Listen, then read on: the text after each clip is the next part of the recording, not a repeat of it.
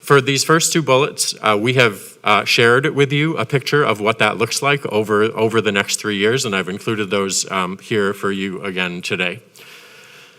The third bullet is about police officers. Our plan is to grant a step increase to police officers. That is a pay scale that has been upgraded with a significant change that already reflected the need to become more in line with the market.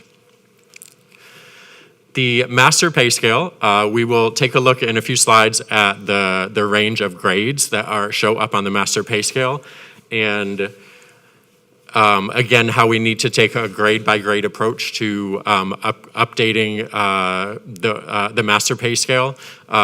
What we're doing here is we're going to, again, similar to the teacher pay scale, make an upgrade that moves the master pay scale more in line with the market, where again, we're 20 to 30% behind in many cases, and then allow current employees to move along the range, so to get an increase on the upgraded scale.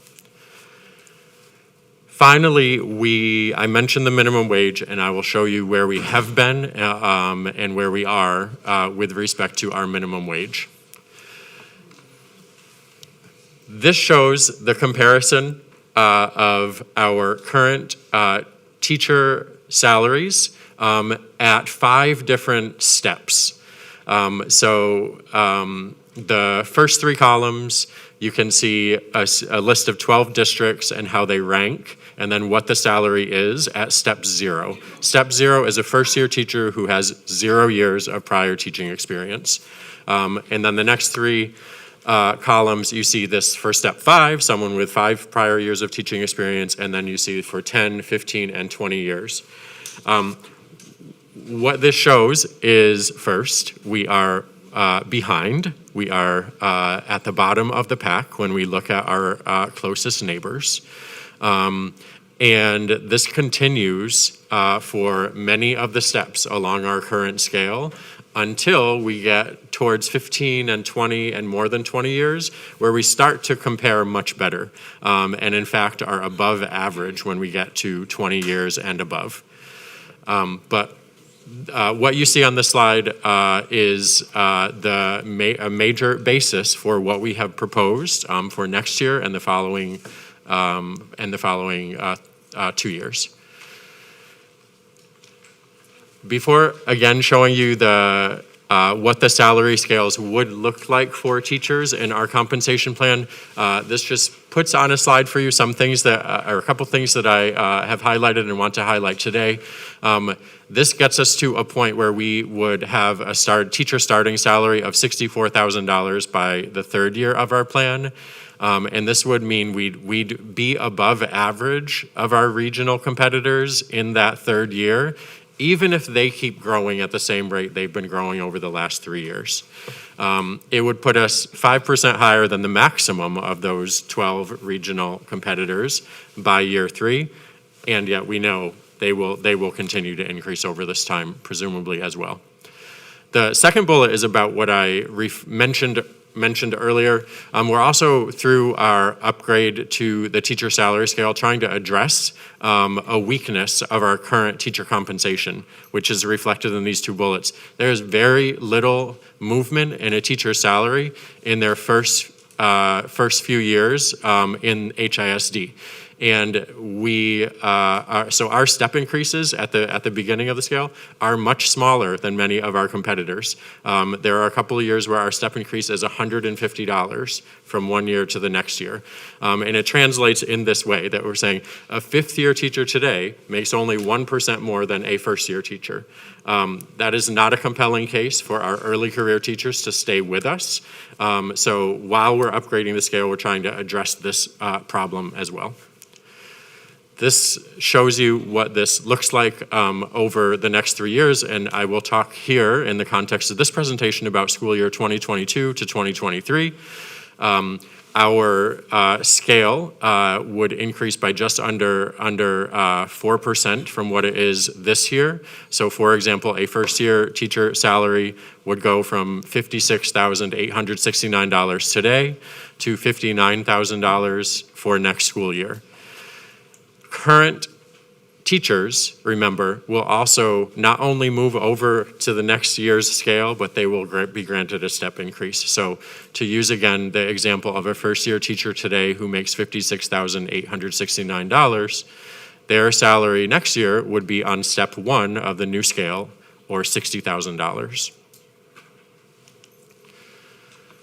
Here is another comparison. This comparison is using those same 12 regional competitors, and you can see for elementary principals, middle school principals, and high school principals that we, again, rank near the bottom of this pack, certainly well below average. This slide also shows where we compare with other large Texas districts who are not our closest neighbors. And you can see again that we are not currently anywhere near as competitive as we need to be. Our plan for principal salaries, you have seen the top portion of this before. What I would say to connect this to the prior slide is that over 3 years, we would be at a place where we would be near the top of the current average salaries for principals in those 12 districts.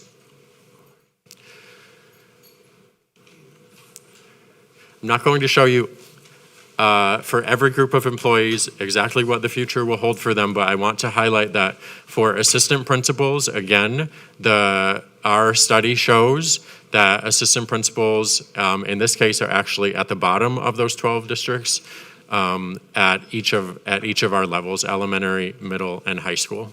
And then you see, except for at the elementary level, we're also in the bottom 2 when we look at those other large Texas districts. I want to shift to talk a bit about the master pay table. Again, this represents thousands and thousands of employees across a very wide range of job titles and job categories.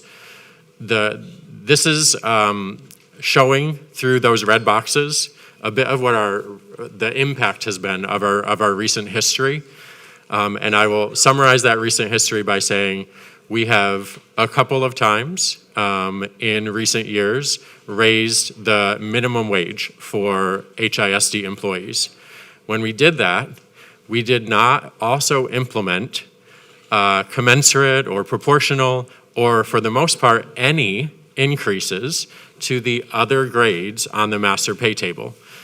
And what that has meant is that we have compressed the bottom grades that you see here, where we have left much less differentiation between employees who are working in job titles that are affiliated with each of those grades. So in 2016, 2017, when one of the minimum wage increases was implemented, you can see that it translated to 4 different grades of employees all having the same exact hourly rate. When another change was made in 2017, and then another change was made in 2019, it expanded that to then 6 levels of employees, and then 8 levels of employees who all have the same wage. To extend that further, what I will share is that when you look across the master pay table altogether, there are many employees here who have had either one salary increase in the last 7 years, or 0 salary increases in the last 7 years. So while we have made some change to the master pay table, the way it was implemented with the decisions that were made and the funds that were available caused some issues at the bottom, and also it didn't even touch many of our employees who have been working with the same exact salary for many years. Because I mentioned the minimum wage as a point of a strong current point and one that we want to maintain, I'm showing a longer term trajectory of our HISD minimum wage. In the 2016-2017 school year, the minimum wage was $10 per hour. Over the next 3 years, that went to $12 and then $14 an hour. So we are today remain at a point that is 40% higher than it was a few years ago. And our plan through our the 3 years of our compensation plan is to raise that in 2024 to $15. Here I have highlighted at the same time, even as that is a part of our plan, because of the way current employees will receive increases on the master pay table over the next 3 years, you can see that current employees will get to and above $15 an hour earlier over the next 3 years. The final slide I have here shows a picture of the cost and salary and benefits of the compensation plan in school year 2022 to 23. This as Jim shared on slide 12, where you see the projected or estimated expenditures for the next fiscal year. That number includes this, so it's not in addition to anything that Jim has already showed you. The chart shows how this breaks out among those 5 groups that we talked about. Police are a very small number of employees, and therefore I don't think the yellow actually shows up, but that $210,000 cost is associated with the police group. And then you can see that how the cost breaks out into teachers, principals, assistant principals, deans, and then the master pay table.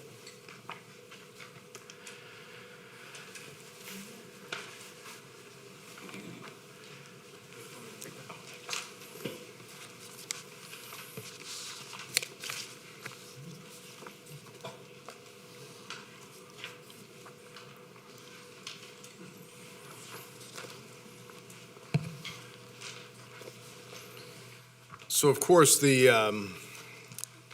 goal, if we can go to the next slide, if you don't mind, thank you. The goal of HISD's budget process this year is really twofold. Number one, provide a more transparent and understanding manner of how we do things to our department leads regarding their own budgets. And then number two, support leadership in making strategic decisions to minimize the cost, prioritize strategic initiatives as well. So what we like to do at this time as we look to next steps is to hear from trustees in reference to what you have in terms of questions, as well as understanding what the next steps are in our workshops as well. As you can see, the next board workshop will be focused specifically on long-term strategic planning.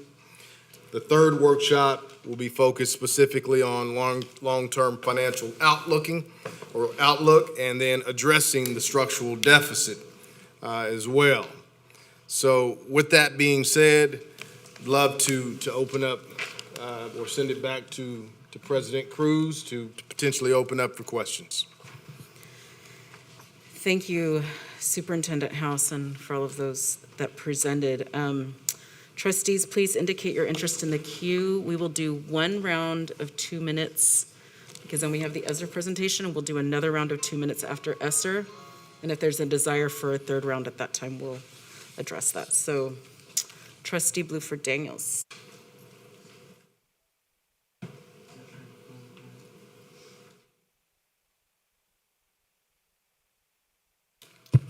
Thank you, Madam President.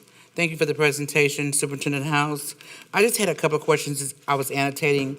On package page 6, the very, very beginning, we talked about the recapture at 213 million, that 10%. Is it always 10%?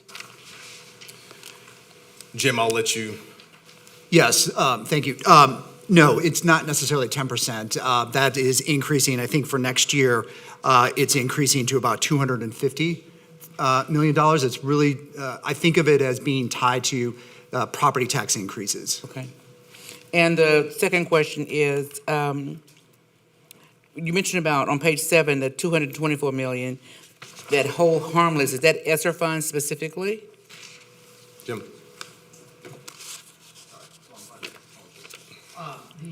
So the 224 is no ESSER money. That is strictly fund balance that has been built up over the years. It does not contain ESSER money. ESSER is in the ESSER. And thank you for your short answers. I appreciate that. Okay. I can get more questions in like this. Okay. All right, on page 8. I'm just getting used to this. Do I need to? Don't use up my time now. Don't respond back. Use up my time. So on page 8, it says some of this ESSER funding can be used for investment specifically. When I looked at that, we can use ESSER funds as part of for investment as well.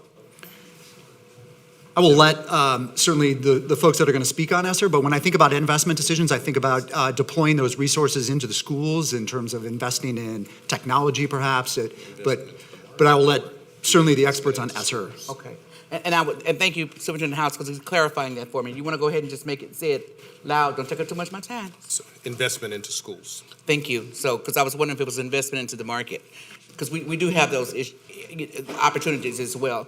Okay, and so on page 26, I want to reference page 18 as you all go with this, through this, and I appreciate, again, this presentation, but I don't see long-term teachers identified. And I say that because we've got so many campuses that still have long-term teachers, and when we talk about the various salaries and how much they're making, et cetera, I know the strategic plan is addressing the fact that some opportunities will be centralized with a will the long-term teachers be centralized as well? And I ask that because our campuses have teachers, substitute teachers, long-term teachers that have been there for a year or two, especially with the fact that we're so short of teachers. So I've not seen anything that identified to address. When you say long-term teachers, do you mean those individuals that are not? Contract.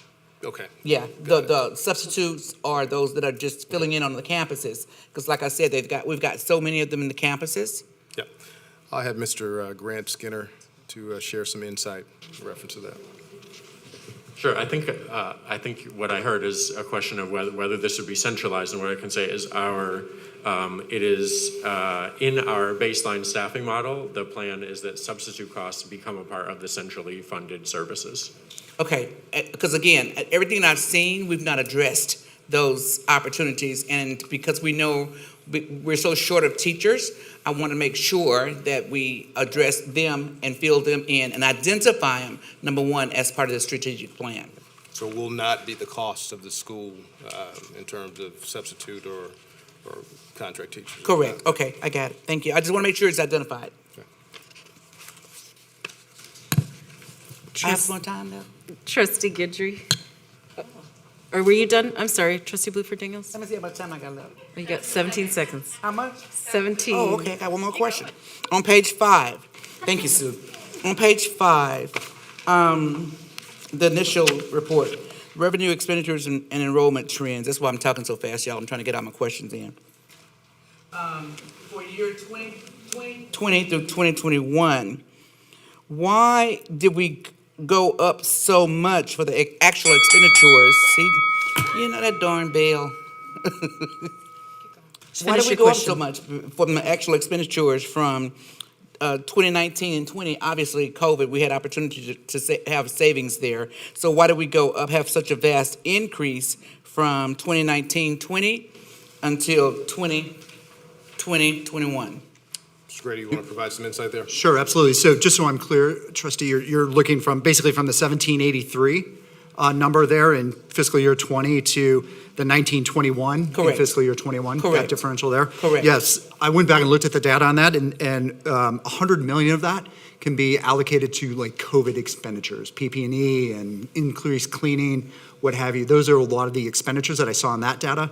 And then there was about $50 million in approved raises and stipends for folks. Okay, but ESSER funds were supposed to assist us with that gap from the expenditures, is what I understand, from the cost of COVID, correct?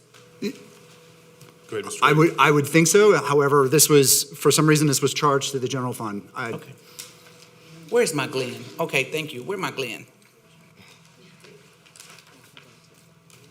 Trustee Guidry. Thank you. Okay, a couple of questions. On page 5, let me ask you something. How did you derive the student enrollment? The number? In terms of how do we predict those Yes, numbers? how did you predict those? So we have a demographer that takes a look at those that, something professionally that they do or whatnot, and so it's solely essentially on the shoulders of those that make those predictors. And I guess the reason I'm asking is obviously we understand why the numbers went down in 1920, 2020, 21, right? But we're expecting to go back in 2022. So it's my expectation that the numbers should go up instead of down.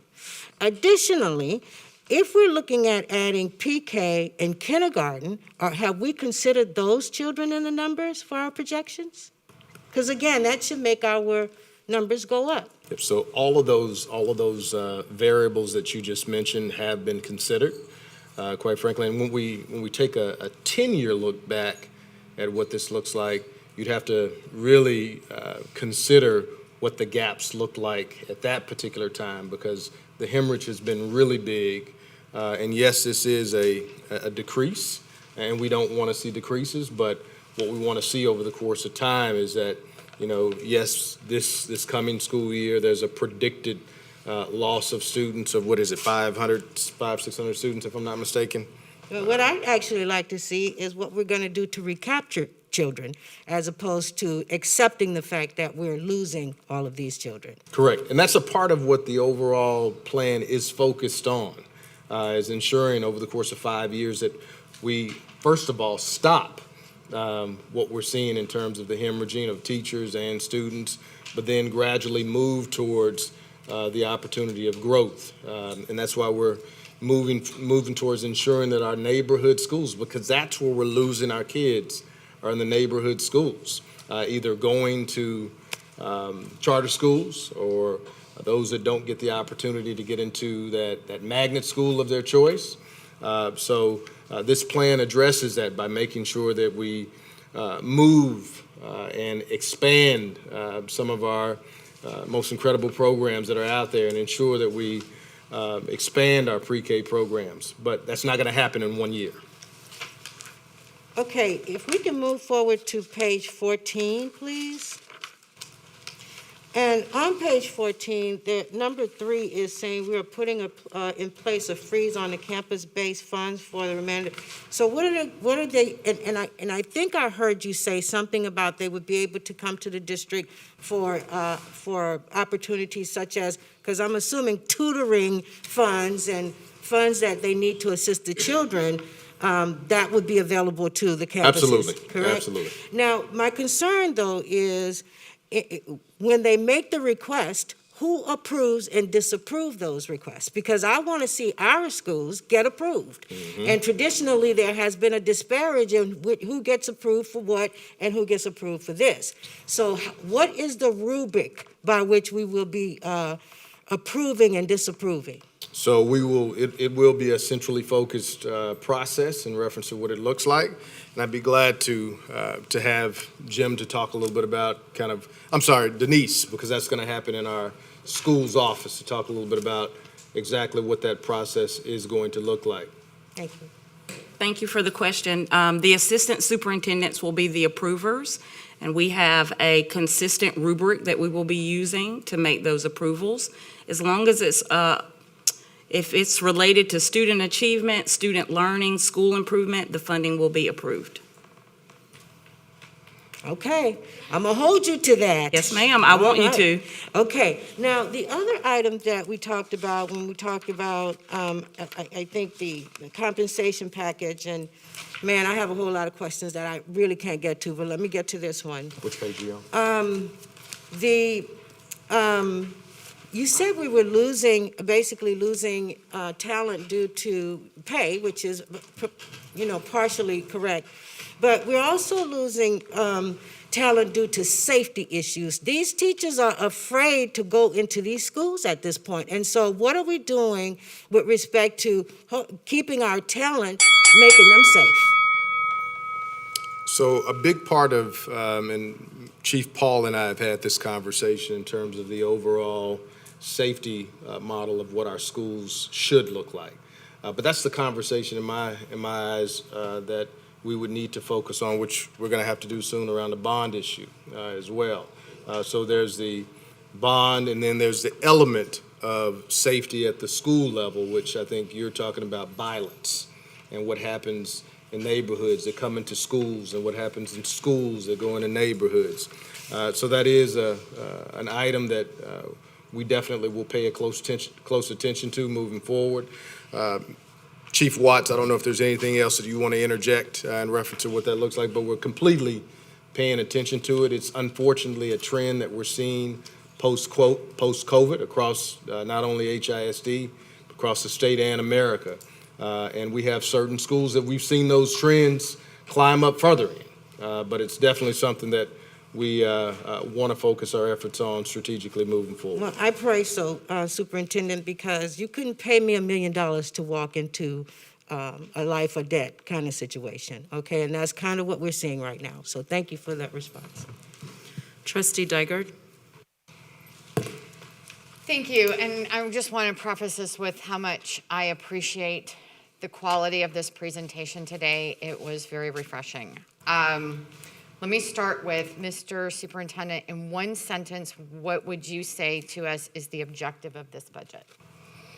To ensure that we improve student achievement. It's extremely important that our students have the opportunity to do better, and in order to do that, they have to have great teachers. A lot of sentences. What's that? It's a lot of sentences. It's a run-on sentence. You got me in the first sentence. Sentence. Okay, so my next thing is a comment. And this is because I don't think everybody, I just want to make sure every one of my colleagues understands this. Principals, and I know Dr. Allen understands this, principals have to make their staffing decisions by the end of May. 10 days before the last day of instruction is the last day for non-renewable contracts, which means principals in the next 60 to 90 days are deciding what next school year will look like for their campus. That is before we approve a budget. So I have a concern about how this process will go to know before principals have had to finalize what next school year looks like. Yep. That we have the right budget. And I'm really worried that we're not on track because we've started so late. So I just need to express that concern, and I need to make sure all of my colleagues know how our approval process actually aligns with what happens in schools. And I'd be glad to have Chief Grant Skinner to share a little bit about that. Okay. Sure. Our principals have received position allocations and funding allocations for the upcoming school year. And Dr. Watts and I were talking earlier today about the activities that need to take place in the month of March, in the month of April, for them to plan for and hire for next school year. This is typical of any school year, as long as the budget process has been on the timeline it is, with a late spring budget approval. Our schools have to move forward and plan to implement the budget that we're proposing in the spring. And in this case, what they'll be planning based on are those position allocations that we provided to make sure that every student has a core quality experience. So the only changes at the campus level will be the addition of these FTE positions. There will be no cuts to campuses? If the question is about will any campus have a reduction in the number of any position, the answer is yes, they could. Just as in any year, a school plans for the year ahead based on their projected enrollment, based on the programs they're offering, and that means the number of people or number of positions in any particular job title can change. So what I think I'm hearing in that comment is essentially the schools are getting the same PUA allocations that they've received in the past, but you're layering the FTE positions on top of it? That's not how I would describe that. So in our strategic plan presentation, we provided some information. I think at that point, Dr. Cruz was presenting about the way schools will be allocated positions and funding. So there is a baseline staffing position allocation. There is an acknowledgement of some centrally funded materials and services, and then there is a weighted funding formula through which schools are receiving a dollar amount allocation as well. So what our principals saw yesterday is a series of dollar amount allocations, whether that's a per pupil general fund, a weighted general fund formula, Title I, magnet funding, CTE funding, ESSER funding, in addition to the position allocations in the baseline staffing model. So there isn't a direct correlation to a PUA, which they had for this year. So they may have to make some budgetary cuts, not because they've declined in enrollment or because they've chosen to change their programs, but because they have less money for positions or for programs. They could in any year. I hear the second part of what you said, which is in a recent This year year. that I'm may have talking been about this because right. Yes, they could. Okay. There could be a reduction in some number of positions. Okay, so as well as potential the addition. Q&A document says that magnet funding won't change for next year. Will any campuses be losing magnet programs because not all magnet programs are funded out of magnet dollars? Some schools use general fund dollar or PUA dollars for that. Mr. Grant Skinner? I was looking at Dr. Watts Okay. because she may have more information than I, but we do not have an intention of changing magnet programs from what they are this year to what they will be for next year. I'll ask a follow-up around two. Thank you. Trustee Waite. Thank you all for being here today. All right, a couple of questions. So on the page 14, steps we're taking, my concern about the reducing the resources by the end of the school year is that if we're supposed to attract students to the campuses, and that's a big, huge what if, and then I don't even know about field trips and the things of that nature. I'm assuming those will get approved.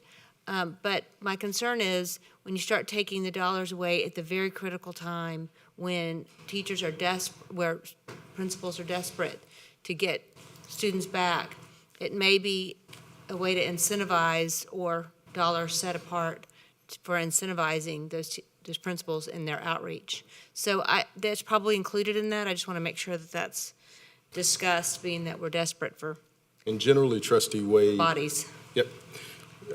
Generally, as a principal for over 10 years, what I learned is that most of those earmarks from an instructional standpoint are made by that time in terms of what needs to happen to support children. So it's why we, intentionally waited till this particular point to do so. But the process also includes an opportunity for school-based administration to present to the school's office any needs that they feel like, and if those needs cut the mustard in terms of supporting children and ensuring that student learning is supported as well, those needs will be approved. Okay, thank you. And my next question is, so on page 10, go back to that. So you've got key if I'm correct in my page numbers, but you've got key assumptions. And so the hold harmless placeholder for the loss of students, again, if we are expecting, based on the demographer, this large drop in students, we found out a lot of things we don't know. We didn't expect the drop that we had as it currently is. So how do we know with that demographer's information that that's even, I mean, are we concerned that it's worse? And if so, that changes our key assumptions. So back down to page 13, when you've got the board reserve, is that accounting for that? Jim, if you don't mind sharing some insight here, I'd appreciate it. Sure, thank you. So the hold harmless, as I understand it, and I can certainly get some clarity on it, the hold harmless it was based on, it was approved in the general fund budget last year, and is essentially set aside for the drop for this year, this past year that incurred. Right. And so in terms of future enrollment drops, are there hold harmless funds available for that? Is that necessary? No, I mean, my concern is, are we estimating enough? You think in case the enrollment is worse in fiscal year 23? Exactly, yes. Got it, okay. I'm sorry, I wasn't clear about that. No, it's me. I haven't had enough coffee yet. We got some back. It's something I'll take a look at. But right now, the demographer's information that we have is the best information we have. It's the best information. I just want to Yeah. make sure that we're thinking in case we don't. Yeah, yes. In case that's not correct. Yes. What is that, an 8% drop that occurred this year, just in what we're seeing in school districts around the country? Right. It's in that 5 to 10% drop. So Houston appears to be in the sweet spot there. So I wouldn't expect another drop, but it's something to your point we should consider. Okay, thank you. And then on page 18, where you have the bottom big red note, real quick question on that. It's only the first year, I realize that, and I know we're going to talk about the future, but anyway, it's something I just wanted to make note of how important that big red note is. That if we're going to contemplate cost in this year only, in this budget development, that it's just a concern, and I know we'll talk about that later. So, moving on. Trustee Hernandez? Thank you. Mr. House, I know in the beginning of this presentation you said that there would be three budget meetings. Are we only expected to have 3 budget meetings? The possibility could exist that we may need to have a fourth if the will of the board and the need during that time leads us to that, we can do that. Okay, I just saw my budget workshop from 2020 and we had at least 5. So just FYI. Yep. This board has been all about efficiency, and I feel very good about, and I'm being serious. We've really spent some time in reference to what this presentation looks like and put some serious planning into it and making sure that we got our points across and provided the necessary information and included, a partner that we've brought in, third party, to support us. So if we need to do more, we'll do more. Yes, thank you. And I just hope that you're taking into account for the next 2 budget meetings what you hear from the board today. Absolutely. So my next question is about the demographic study. Is that something that y'all could share? Because I see that you're still projecting about a 500 student. What slide are you on? Well, I'm not on a slide. I wrote down Okay, questions on go a ahead. notepad. There was about 500 students less. Yes. Slide 9. Why are we still projecting less? Why is there still a bleed? So that's what as Jim just talked about, that's what the demographer has indicated in terms of the trends that are out there. That very well, our hope is that, that possibly is not the case, but that's just where the professional demographer has landed in reference to that number. Okay. Yep. I'm going to go to page 22, the teacher salaries. Now, did a quick search, and there's at least 9 districts that for this current school year are already at $59,000 for starting pay.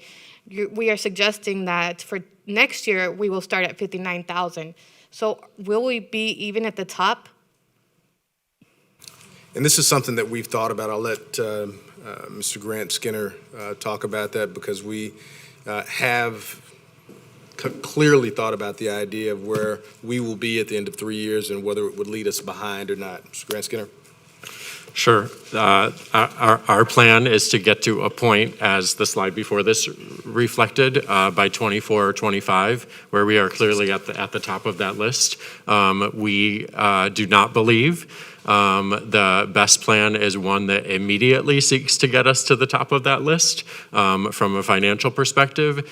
And that is why, although we haven't highlighted it in this presentation today, in this strategic planning workshop, we presented on a number of ESSER incentives that serve as a bit of a bridge. Those are both signing incentives for new hires and a retention incentive for current employees that supplement what you see here before we get to a point where we will be at the very top of that list. Thank you. I'm still concerned because at part of this meeting, somebody presented that 1/3 of the teachers are planning on leaving. And even if there's a bridge, I feel concerned that next year we're still not going to be at the top. We still might be in the middle, especially when we know that 1/3 of our teachers are thinking of leaving. I understand the financial constraints, but also I understand how important having a teacher in the classroom is. Absolutely. Couldn't agree more, Trustee Hernandez. And I think you answered your own question in reference to balancing where we are financially. And, we'd love to say, hey, let's do it all. But financially, just in my professional opinion, not feasible. I think we have to gradually grow ourselves to that particular place to really, financially not take us under. So I completely agree, but I think it's a smart method of taking it in increments over the course of time. We do know also that I think 45,000 educators in the state of Texas are in that same realm of what we talked about, in a third of ours potentially or having that ability to leave us. And it's an unfortunate trend, but in my opinion, this is something that we have some control of, and I think this plan helps tremendously with that. Again, I'm still concerned because we know that other districts will likely go up in their teacher salary and also have bridges, right? Likely other districts will be doing other incentives as well. So that's still a concern of mine. My next question is about the police 3 steps. Annual step increases. Can you explain what that actually means? I don't actually understand what the annual step increases mean. Mr. Grant Skinner. Sure. So I appreciate moving to the slide where this is referred to, but actually if you look at a slide with the teacher scale, it is a good comparison. So police are a group that also has, if you go ahead by 2 slides. So police also have a salary structure where there are steps where they can advance to another step. So what that is saying is that because there has been a very recent upgrade to the police salary scale, we're not proposing to change that salary scale, but in each of the next 3 years to grant police officers 1 step increase, so they would get a salary increase. And we can share as a follow-up the police salary scale. Okay, thank you. And for the campus freezes, has that been shared with principals? Yes, we wanted to share that information with you all first, but information was sent out to principals since we actually have started this meeting. Does that take place immediately? Yes. Okay. My next question is about what you mentioned about unique magnets coming up. What is the plan and when will we receive it? So that plan is to come. We'll be, again, I think we have a really good idea of where the need is, but we'll be taking a closer look at what programmatic specifics will fit in certain places of the city the best and where the demand is. So the first part of the plan was to really figure out, that for several years we've had these magnets. We've had these magnets and we've had these magnet deserts. So we've identified what that piece looks like. So now it's about building the ship. We have some very, very cool programs in place, some magnets, some, specialty design programs. So we'll be going into those kind of planning stages, working with some innovative leaders to ensure that we right size them in the right places. Is there a timeline for that? I don't necessarily have a timeline as of yet, but it's something that we will be working, on, between, summer and moving fast into the 22-23 school year. We don't expect to start brand new magnets next school year, but what we can expect is that following year to really start digging into the planning and possibly implementing some. But we can work on an actual timeline that spells out exactly what that looks like. Thank you. Mm-hmm. I just wanted to ask, is this presentation available publicly for folks in the audience or those watching virtually? Can they access these slides? Should. It's on our website? Oh, it's being posted? Okay. Is it like under board meetings or just? Okay. Thank you. Trustee Allen. Thank you. My first question has to do with slide 14. And the reducing of the central office. How will this be done? Is it like 10% each group? Because I do have a concern. We received like some flow charts last week of the central administrative positions, and I do have some concerns, and other people have discussed this with me about people in positions or executive directors who is over a director who is over one person that is this, one person here, which may be over two people here. So usually a director would have been over 14 people, but now we have positions where people are over one people. How will you be doing those central office cuts? Will you be looking at positions, or are you just going to say this group, this department make 10%, this department make 10%?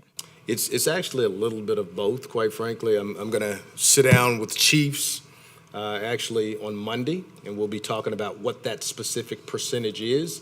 The benefit of having a new team is they've come in and they've had the opportunity to assess some of their needs. They also have had the opportunity to assess where some of the fat is, quite frankly.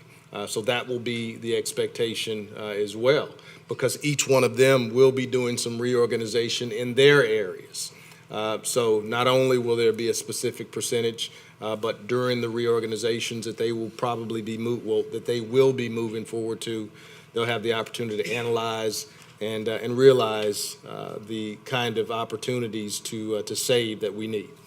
Thank you, because I do feel like we're a little top heavy. The allocations that the principals got, did they get their allocations yesterday? Yes, ma'am. Because I have one principal that is concerned because they're losing 9 teachers, but they're doing like double duty on some of the people on campus. Like they don't take magnet coordinator out of the magnet budget, but they use like a person for this. And will they be able to talk to like SSOs and do like a budget, have budget meetings, or will they, so that some things can be tailored? There will be opportunity. There's a few different layers of what the budgets allocations and budgets will look like. There will be some flexibility and some funds that will allow for schools to do some things a little bit different. Some schools, of course, are Title I schools and have some title dollars, and then there's another layer of dollars that can be utilized. Now, what you will find, Dr. Allen, is that a majority of our, especially elementary, middle schools, really saw more allocations. But there are. But this one is a high school. Yep. But what we'll see, and what many principals saw yesterday is that, and I want to again preference that a majority of our schools saw more. But there are some, as you indicated, more so at the high school level that saw some allocations that they lost. So they will have an opportunity to tailor. Yes, there will be some. My next question is about, and I do totally agree with moving the subs to the central. But my question is about, when you have substitutes for professional development, say that you have a magnet teacher that's going to a convention or something like that. Yep. How will those be also handled? Or will you go to the school and take out the money from out of the magnet department to pay for this sub, or? Yep, if it's handled centrally, it's handled centrally. So you're asking. So will the school ever get it? Get the sub? No. Say like the budget is coming, like school has a magnet budget, and they have enough money to send their teachers somewhere. And that substitute money usually comes out of that magnet budget. Okay. So, Mr. Graham Skinner? Sure, just extending what Superintendent House said, substitutes will be made available for absences, but also for situations like that. Now, a school will not be able to say, 35 days during the year, I'm sending the same person to professional development. But yes, professional development days where a sub is needed to cover will be included. so they won't have to pay for any professional development out of their budget. No, Professional yeah, development subs. sub coverage? For the subs, That's I'm correct. sorry. That's correct. Okay, that sounds really good. And I think that's good, because I have heard of principals that don't get subs and the kids get split and, all kinds of stuff, madness going on in the schools.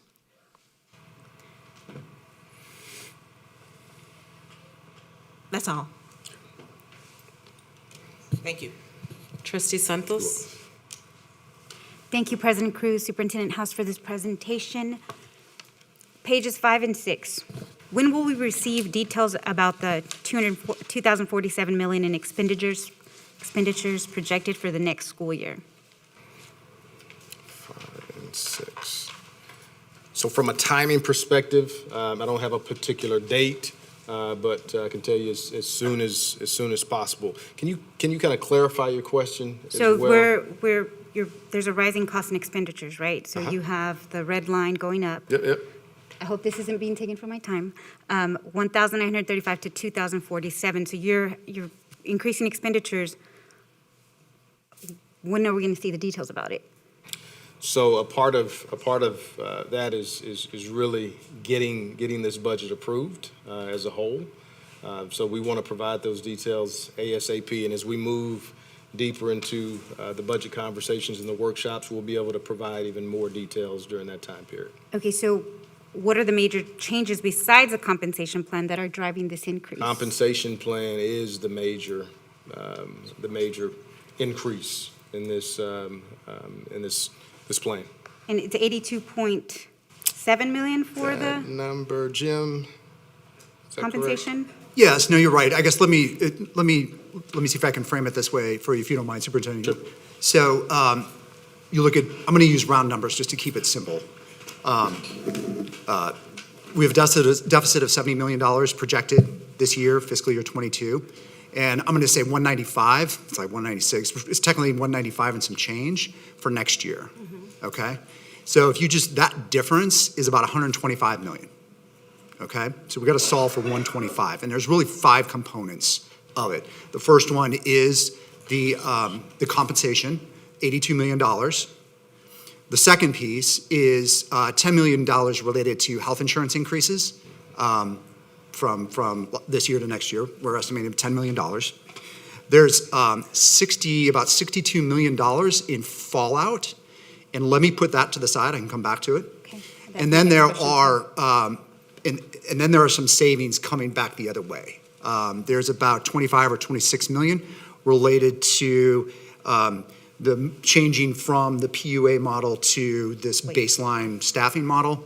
And then there's $3 million of savings when you net out some cats and dogs, the proverbial other.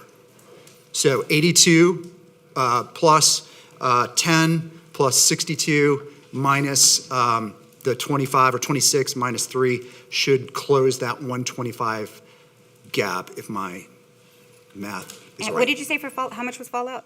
62 million. 62, okay. Yeah.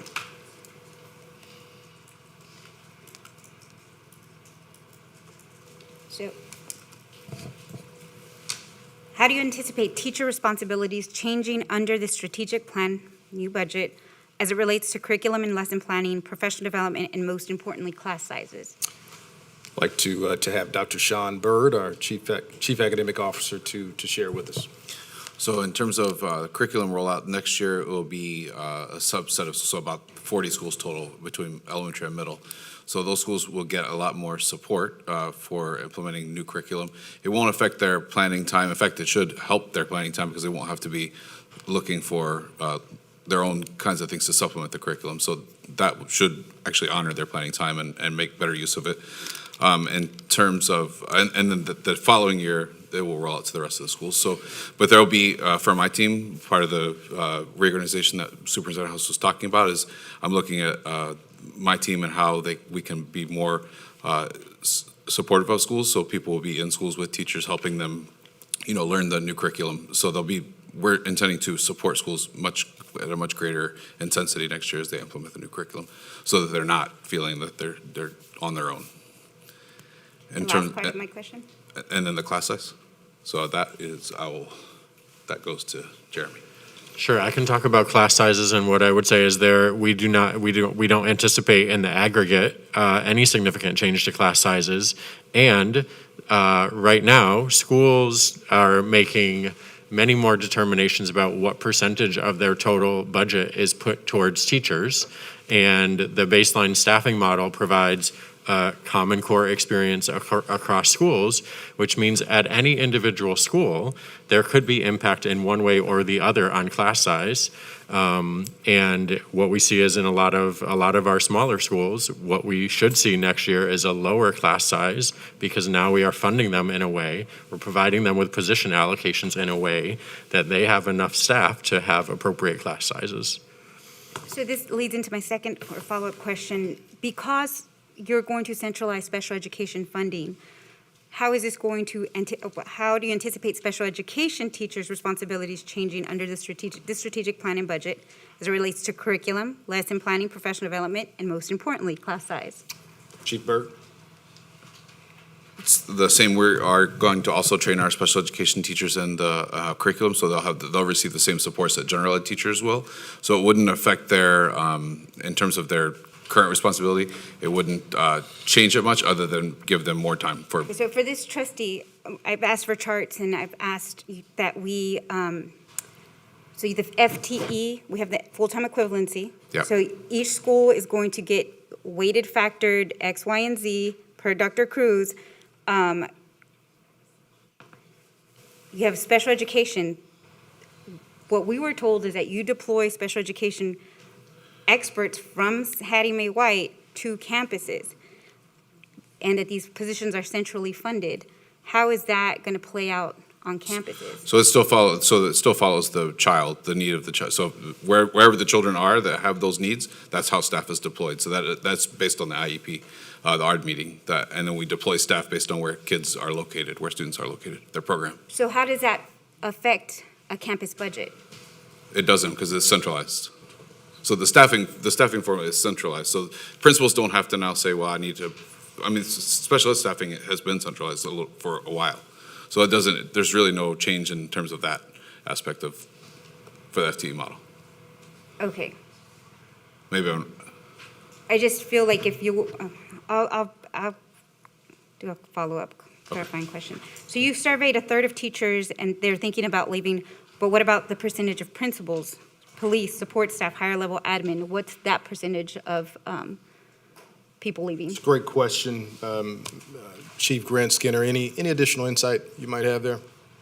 We have not asked the direct question of other staff members about their intentions for next year, and we will be doing so within the next month or 6 weeks. Okay, so how much is the current total dollar amount that we are currently freezing from campus budgets? Jim, can you share that insight? I want to say it's around 30 million. I think somewhere in that neighborhood. We can confirm that number and get back to you, but off the top of my head, that's the And number I that's think. going back to the fallout, or? It's outside of fallout.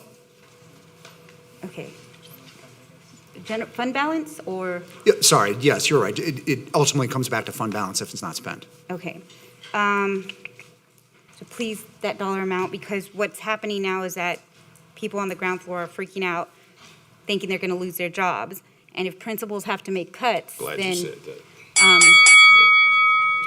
Okay. Thank you for bringing that to the table. I think it's important for our public to know, our teachers to know, our administrators to know, that is not the intent here, is to move forward and cut teachers or whatnot. So I'm glad you brought that concern to the table. Okay, thank you. And just to follow up on that, so that morale is changing currently on campuses. I just wonder if we are pushing people out instead of holding them near and dear when we need to be. And so if I've heard this from clerks, paraprofessionals, like that they're afraid of that they're going to lose their job, especially with not having, like Trustee Dygard's point and Trustee Wade's point, a sense of like understanding where we're headed next year. So I don't know. Can remedy some of that before May, but thank you. Thank you for that. Trustee Baker? Thank you, and thank all of you for your presentation today. As a new trustee, and I'm going to just try to, some people say something, but some people have something to say, so I may come back to my next question. My first question is, as a new trustee, it seems that we're getting like little small pieces of this, and you have plans to give us some more in the next 2-3 weeks. Is there a way that you can give us more of information in advance so we can peruse over it and have a good understanding of where we're going before we get to the next 2 or 3 workshops? We'll do our best to be able to provide the presentation in the earliest time frame that we can. We want to have complete presentations before we provide them, and this there was a lot of work that went into this. We're working up until essentially yesterday, but we will definitely do our best to get it to you as early as possible. Thank you. And with regards to page 14, everybody's been talking about page 14. I have a question about page 14 as well. With the first 3 bullet points, what is your overall savings on that? Have you got a total on the first 3 bullet, at least? Jim, can you share some insight here? Yes, absolutely. I think we're looking at probably about $100 million in savings. How much? 100. Okay, and my next question is, without the ESSER funds, have you determined where would the budget be at this point without the ESSER funds? Because it seems like we're relying a lot on the ESSER funds that came, and I know they came at a critical time during the pandemic. And you're absolutely right. The ESSER funds are a saving grace at this juncture. It's, without the ESSER funds, we wouldn't be able to move in the manner that we're attempting to move to save teachers, to, increase compensation. It would be very, very difficult to do so. So you're absolutely correct. And 55 seconds, okay. Okay, 53. Okay, slide 26, slide 26. Slide 26, where you have 8 or 9 positions more or less grouped together with the same minimal starting point when it comes to general employees or other employees. Is that your standard there? Because if it's like that, I came from the city, as many of you know. Won't that affect the morale and so forth when it comes to promotional opportunities and things of that nature? Mr. Grant Skinner, feel free to share here. Sure. Now, hearing your question, I feel that we should have had a future version on here because, yes, you're correct, and that's what I was actually trying to emphasize here is the way past adjustments have been made, created those red boxes, which is a problem. It impacts many things, including, to your point, morale.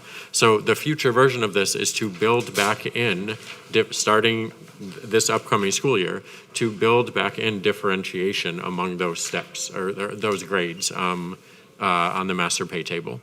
So grades 15 through 22 for the upcoming school year will all have a different minimum, midpoint, and maximum. Okay, my last question is, I hear that the teachers have already, the budget has already been placed on freeze? Yes, we notified principals. Yeah, I'm sorry, the principals. Around 2:30. So I was wondering how come the board members were not given that ample notification first? Because I've been getting some complaints as well. And if is that the way we operate as a Board of Education? So we, principals got that information. The budget workshop started at 2 o'clock, and we sent that information to principals at 2:30. The intent was to ensure that we got it here first, and then principals got it very soon after. Okay, thank you. Mhm. It's all for now. Okay, thank you. I'm gonna finish out round two. All right, so. Round one. I'm sorry, round one. So slide 5, I know we keep going back to that one. I think something that Mr. Grady shared, and I don't remember what slide it was on, that was basically, trying to find back. Basically, the only thing in our control is enrollment. And I'm really unclear on what we are gonna do as a district. Like, I look at this chart at the bottom of page 5, and then if you look even 5 years before that, we've been, yes, we lost a large amount of kids during COVID, but we lost a lot of kids, pre-COVID, and we look at the 5 years before that. So if that's what we're depending on to increase our revenue, what are we doing to increase enrollment? So there's several different things, and we really have to dive again into the strategic plan to talk about that. Everything from the idea of expanding pre-K, improving dramatically our baseline experience, which is what we heard from our community, which is why we landed on the commitments. So it goes back to those commitments, providing a solid experience. Quality teachers, the compensation package is a part of that. Be glad to have Dr. Watts to talk a little bit more specifically around some of those things as well. Some additional strategies include the mobile enrollment unit that we'll be using. Also, as we look to transform our D and F campuses, we hope that will incent families to come back. Bolstering our magnet programs and increasing our magnet programs may also be an additional strategy. So what are you using to make these, what are you basing your decisions on, right? Because I hear a lot of different things. A lot of them sound great. And particularly in the East End, and I haven't dug into the data, and I would love if the district has this data. Like in the East End, 25% of students choose charter schools. And I'm just curious, what are you basing your decisions on? And one of the questions I submitted on the Q&A follow-up to the strategic plan was, what were the findings of the school choice committee? And I didn't see that in the answer. I saw just a lot of other, again, what are all of these decisions based on? What are you using as your driver? Yeah. And Dr. Cruz, I'd ask you to come and share some additional insights, because Dr. Cruz has been kind of our coherence, focused staff member when it comes to the strategic plan as a whole. Sure. So, Trustee Cruz, I want to make sure I understand your question. As we think about the adjustments to incentivize students to come to the district, what data is utilized in informing that? So multiple data sources. Part of it is all the data that was collected as part of a listen and learn. So what did we hear from students and parents directly in terms of what they valued, what they wanted? We heard, for example, as the superintendent indicated loud and clear, that parents really want quality, innovative programs, which is why Dr. Watts and her team are working this year on the needs assessment and hearing directly from parents to figure out, what do you want? What kind of program do you want and need, so that we can build out quality programs? To the superintendent's point, they can't be built overnight, but we want to build out quality programs in all neighborhoods so that kids feel like they don't have to live across town. If they can if they want to, but they don't have to necessarily. The other part is we've been working with partners. We've been using data, both from HERC, for example, around again, the needs assessment, what parents want and value, working very closely with an organization called Families Empowered as well, which gives us a lot of really powerful data around what exactly parents and students value. And it's not surprising. I mean, they want quality options for their kids. They want their kids to feel safe. They want their kids to have access to quality academic programs. They want to have at the high school level career programs, advanced placement programs, IB programs, et cetera. So all of the things that have been baked into the strategic plan. And if I may also add, I know Dr. Watts has a team now through ESSER, and we'll talk about ESSER in a little bit, I know, that's really just dedicated to student enrollment. So looking at data to figure out exactly where we're losing students, because there are certain parts of town, and we actually have a report that shows campus by campus where kids are zoned to and where they're actually going, and then being very strategic about deploying our staff and our resources to those neighborhoods and communities where we know that students are, for whatever reason, choosing other options outside of the district. But I think the exciting thing is, as the superintendent indicated, the strategic plan in its totality will make the district much more attractive to students and parents because it's a direct response to what we heard from them in terms of what they want and value. So are we surveying current HISD parents? I mean, the listen and learn, I think, was current. Are we also asking parents that have actually left the We district? have. We've actually worked for a couple of years now with Dr. Kathy Horn at the University of Houston, and it's been, to be honest with you, and she can share this with you all directly as well, it's been a significant challenge to get high response rates, especially during the pandemic, from students who have left the district. But we did provide them with, we provided at the University of Houston with the data around the students that have left the district or are no longer here, so that outreach can be done to assess exactly what it is that, why did you leave? Why, was it because of safety? Was it because of your perception of the academic programs? Was it because you didn't have the right CT programs, et cetera? And so that is a project that we actually now have integrated with Dr. Matney's work, so it's being done with the University of Houston and us, so we get more of that data, but it's proving to be much more difficult to get that data than we thought. But I will say, this is why Families Empowered becomes very valuable, because they survey thousands, if not tens of thousands, of parents across the greater Houston region, and a majority of them actually are, because of our size, HISD zone parents. So we're getting choices around what parents value. The other part of this, as you mentioned, the magnet, the school choice project, or the study, we'd be happy to provide that if that's the will of the board, a full report.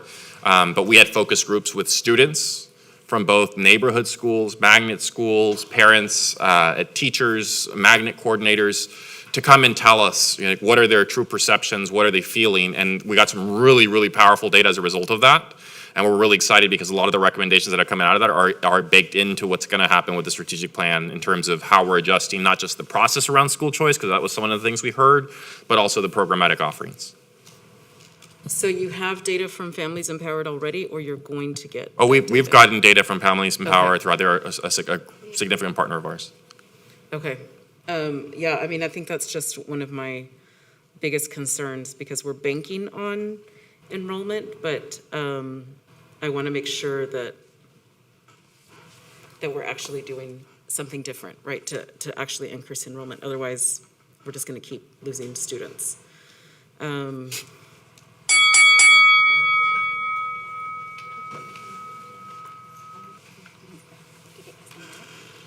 Oh, so did we survey, how do we bring students back? What would it take to get you back into the district? Dr. Cruz? I'd have to confirm if that was explicitly asked, but I think that was implied in all of our questions in terms of what do you want and what do you value? What makes you stay in the district? What makes you either stay in your neighborhood school or go to a choice option within the district, right? And big expansion, what would potentially have you leave? So we're happy to share the data that we've collected to date. It's some really powerful data, but again, it's not really groundbreaking. I mean, parents want and students want quality options, is really boils down to. They want to go to schools where they feel safe and that they're going to get quality education. But we're happy to provide you with more detailed data. Thank you. Looking forward to receiving that. Okay, trustees, in the interest of time, we're going to move to the second portion of the budget workshop, the ESSER presentation. I see a lot of you in the queue. We'll do round two. Yeah, we're going to do round two after the ESSER. That you can ask for either portion of the presentation. So we're putting It's a pause already- on our question. Yeah, it's 4:00. So, I mean, it's still budget. You can ask any question.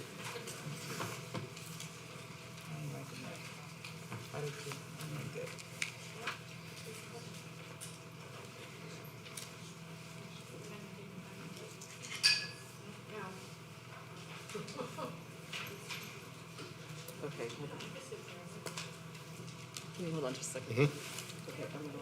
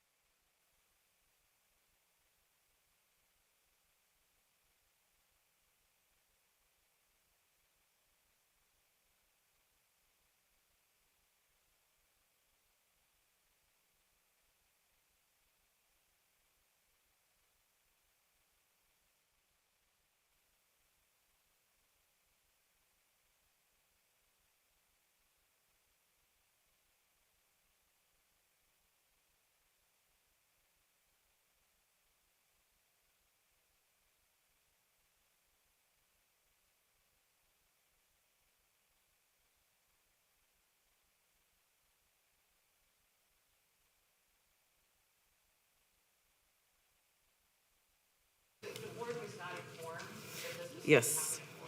Okay. So.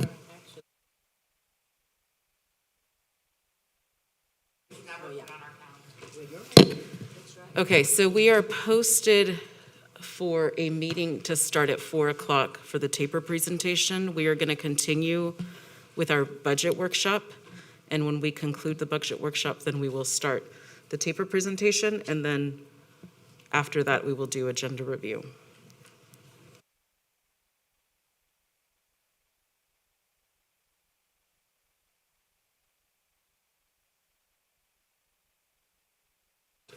Yes, go ahead. So at this time, as President Cruz has indicated, we'd like to present an update on where we currently stand in relationship to our use of federal ESSER dollars. So I'd like to invite Dr. Rick Cruz, our Deputy Superintendent, to the microphone to get us started. Sure. So good evening, trustees. So I'll be providing you, as the superintendent indicated, with a high-level overview of ESSER funding, especially for our new trustees, just giving you a sense of some of the historical information. I'm sorry, can you hear me better now?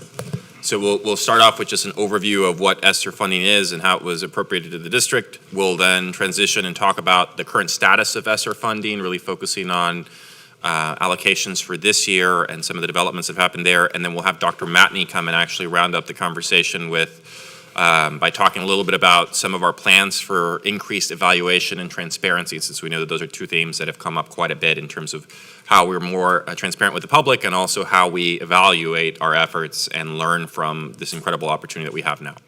So again, just as an overview, I think everyone in the room probably knows this, but ESSER was intended to help us really deal with the immediate impact of the pandemic. And to support schools in mitigating that learning loss, recognizing that the impact of the pandemic will likely live on for many, many years, and has negatively impacted the district, as it has every other district in the country, in different mechanisms, through human capital, through facilities, et cetera. Through the strategic planning process, just to remind you all, as the superintendent shared in the fall, when the superintendent came in, he charged us with really taking a look at the plan that was previously submitted prior to the superintendent and current administration being here, and making sure that we were being very strategic in terms of how those funds were being allocated in a way that aligned with the board goals and with the strategic plan that was being developed. So there was a good period of time in which we put a pause on some things until we were able to get more information and clarity and data, and make sure that the funds again aligned with the board goals and with the extension of the strategic plan. So this is just the allocation amounts, ESSER 2 and 3, which are the ones that we're going to focus on today. As was previously shared, it's about $1.16 billion over the course of the full duration.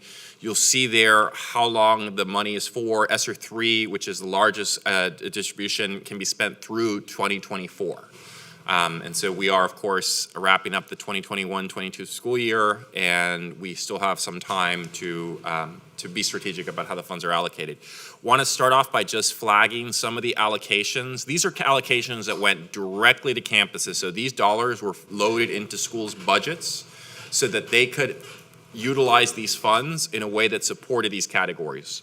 So I know there was an earlier question around the tutorial funds. We have to date allocated just this year alone $32 million in ESSER funds to cover tutorials for students. And in most cases, schools still have not spent the total amount. And if they have, they know that they can ask for additional funding. So we want to make sure that any student that needs or would benefit from tutorials has access to it. So an incredible opportunity that we have granted through ESSER.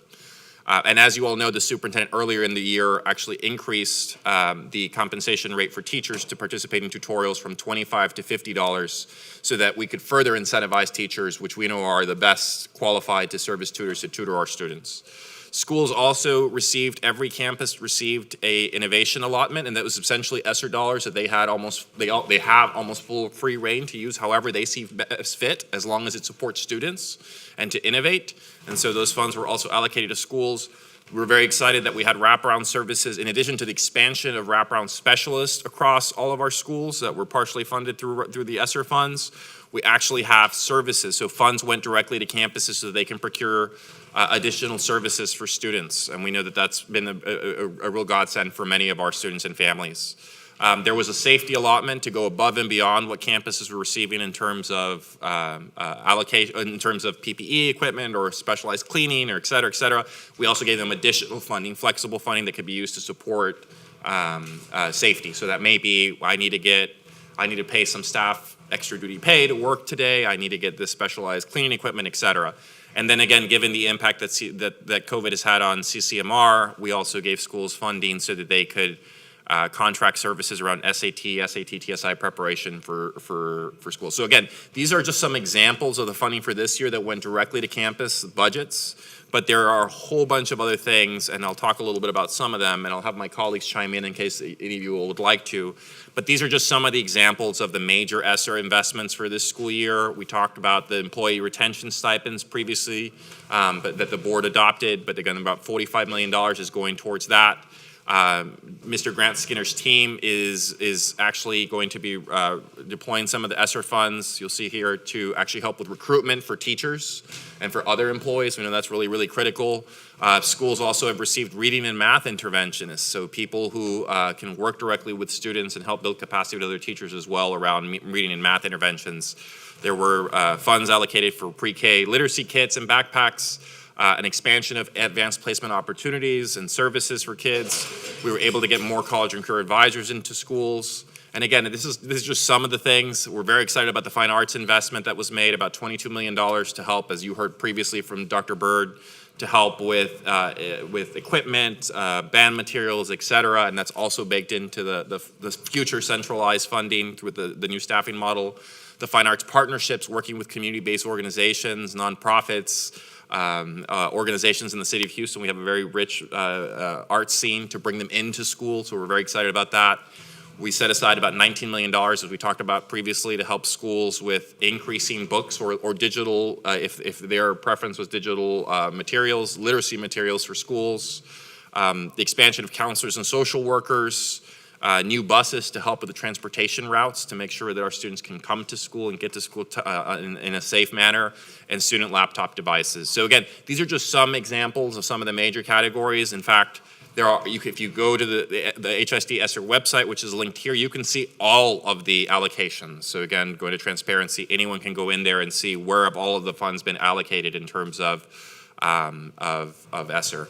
And then at this point, what I'd like to do is ask, if it's okay to Superintendent House, to ask Dr. Matney to come up and talk about some of the evaluation planning that's happening right now. I think it's very exciting because it's going to help us learn, what is the impact on students so that we know what to sustain even beyond the shelf life of ESSER or what to possibly stop doing, and then some of the transparency dashboards that are being developed as well. So Dr. Matney, if you can. Madam President, I have a legal question. Trustee Bluford-Daniels? Thank you, Madam President. I have a legal question I'd like to address. It can't wait. No. Okay.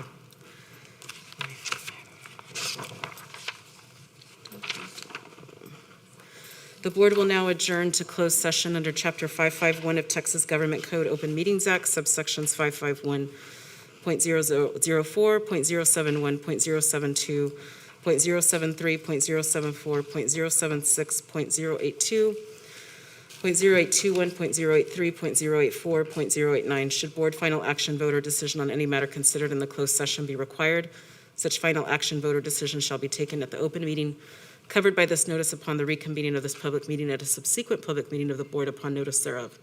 The board is adjourned to closed session at 4:04 p.m.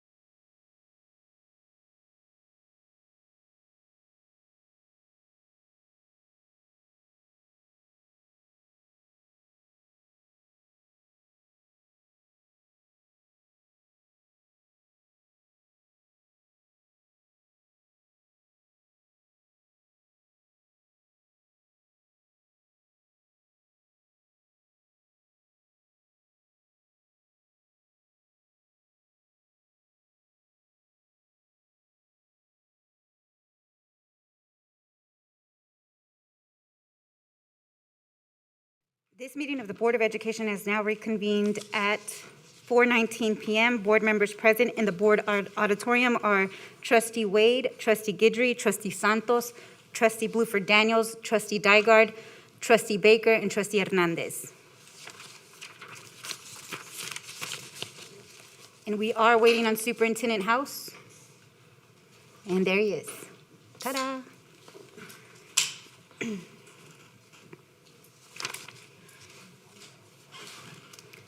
So it is my understanding that the will of the board is to continue.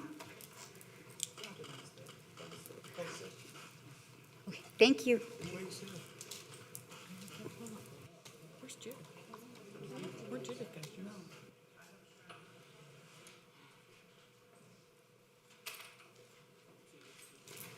Superintendent House.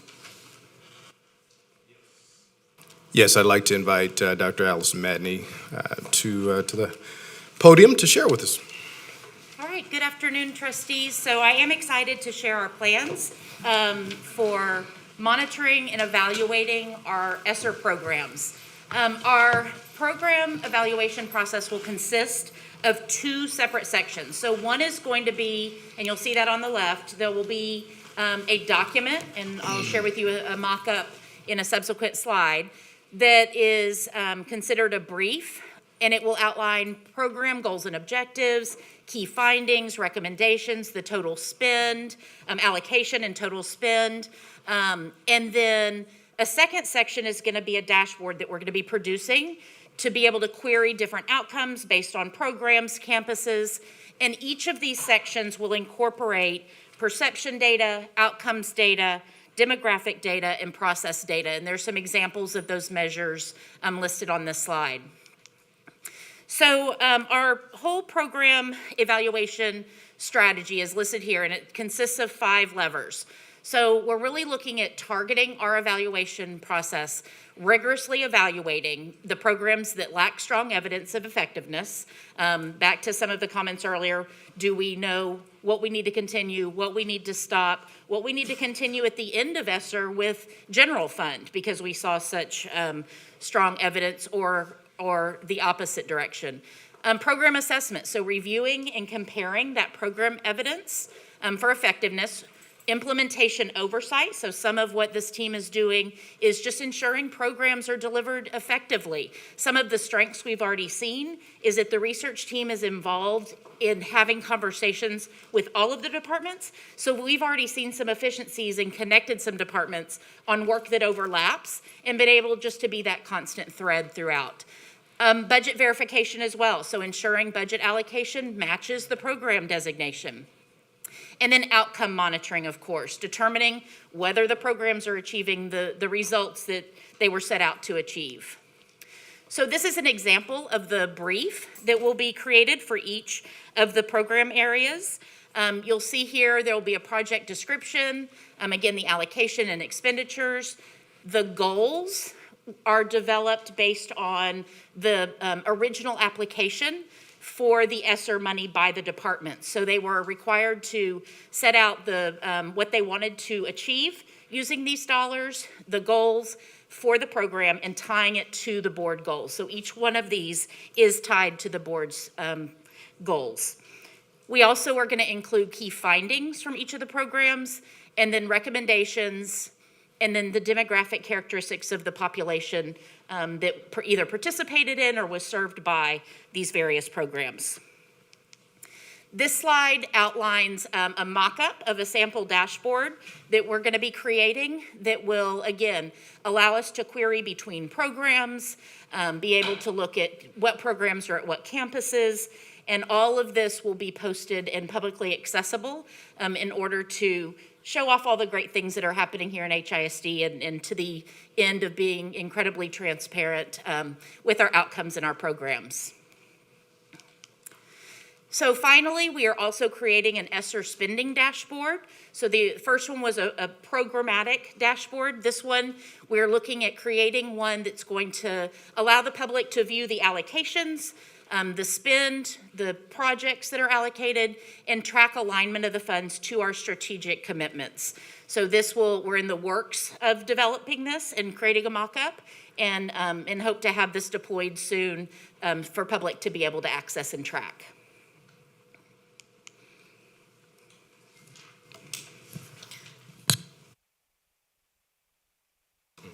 Yes, I'm sorry. Thank you so much, Dr. Matney. Colleagues, I know some of you are already in the queue, so we will go in that order. Trustee Guidry, and just to clarify, you can ask questions on any of the slides of anything that's been presented today. Again, I apologize for the confusion on that.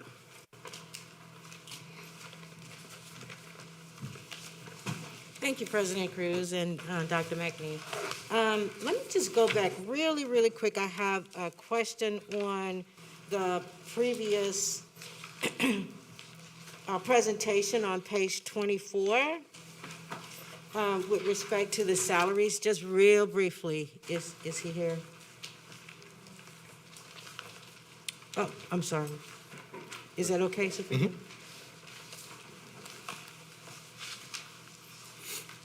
And it would be on slide 24, because I didn't ask this, because, now, let me ask you something. With respect to the comprehensive high schools,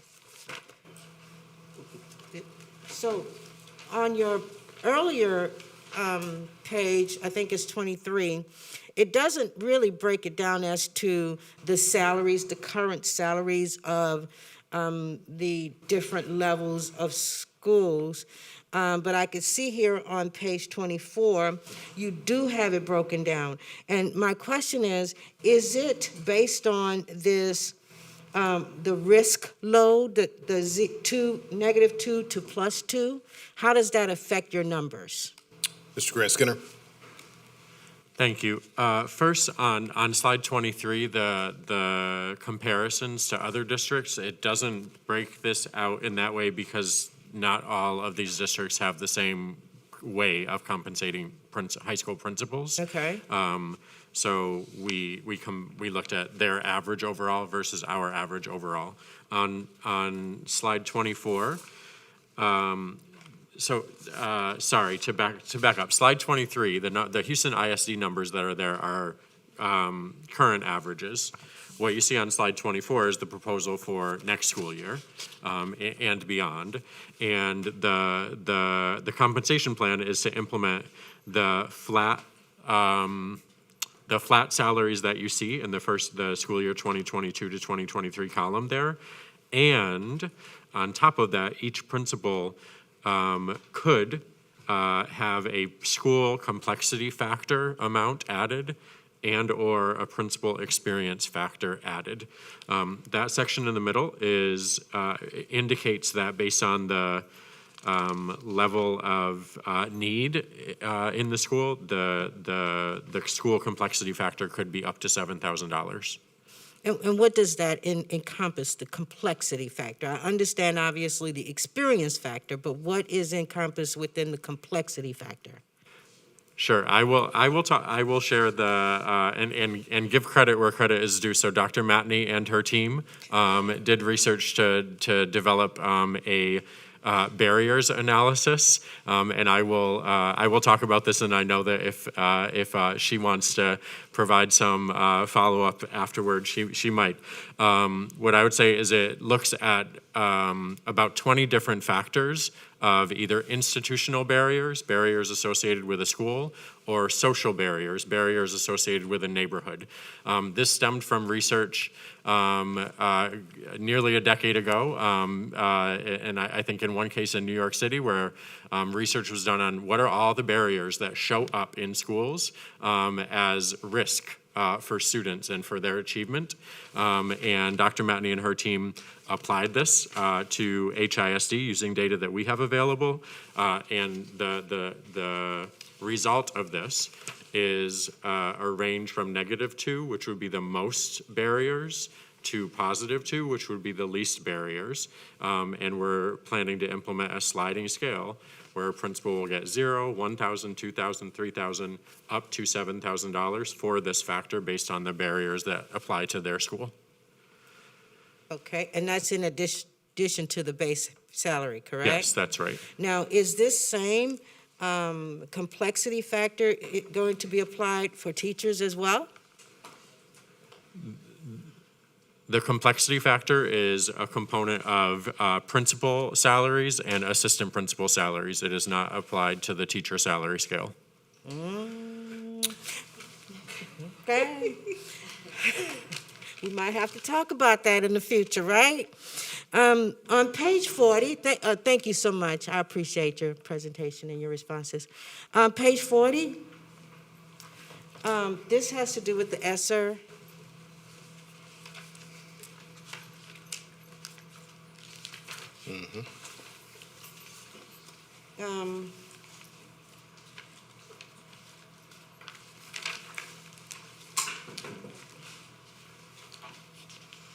Start talking, Superintendent, to cut off my time.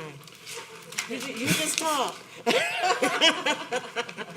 Okay, so with respect to the campus base allocations, did you all make those allocations and the decisions on which schools would get how much money? Or did they have to submit a form to you requesting their need and identifying why they need the amounts from the ESSER funds that they actually Sure, needed? Dr. Cruz, let you address that. So I believe all of these were based on a methodology that was designed by research and evaluation. We shared that with you all several months ago. We're happy to share it again, but there's a methodology for every one of these. But again, if a school were to exhaust any of these, they can always reach out and ask for more. So the funds that were presented to us on, I think it was the next slide, slide 43, where we could go to the project allocations, and if we went to those allocations, which I did, and we found the amounts that was provided for every school, that is the amounts that was based on the projections you all made, correct? The factors that you made. If I'm understanding you correctly, yes, ma'am. Well, I mean, do I need to restructure my question? So the allocations were, so for example, the House Bill 4545, the first one, the tutorial, the biggest one. That was, Dr. Matney can speak more to the methodology, but it was, they found out how many students qualify for the tutorials by campus in the district, then multiply that times the hourly rate and the number of hours tutorials the students would get, and that became that baseline allocation that you see there. So there was a similar methodology for each one of these. In for example, the safety allotment, it was a fixed amount per student, so it was just the number of students at the school times that fixed amount. So again, we're happy to provide the exact methodology for every one of these, but every school, with the exception of the one that says high schools only, because clearly it's only high schools, received funding. And again, if they need more funding, we can provide them with more funding. Yeah, and I guess the reason I'm asking is because I'm looking at the wraparound services, the expanded wraparound services allotment, and I'm just not I guess I need to see how that allotment was made. Yes, Thank you ma'am. so much. Yes, ma'am. Trustee Dygard? Thank you. I'm really excited about this dashboard, but I'm going to go back to, for the earlier slides. What is the primary driver in the budget that will improve the quality of instruction for our students? So, Dr. Byrd?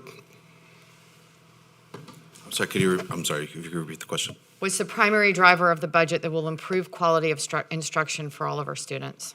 So I think that's the purchase of consistent instructional materials across all schools will be the primary driver that's going to improve, because we can support, if everybody is using the same materials, if all schools are using the same materials, we can support that centrally, and that will increase student achievement, and that will drive, improvements.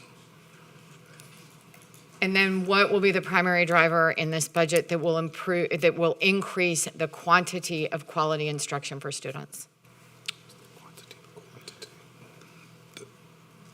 I'm not sure. Increase the quantity of? Increase the quantity of quality. I mean, and quality instruction is a driver of student achievement, Yes. correct? Yeah.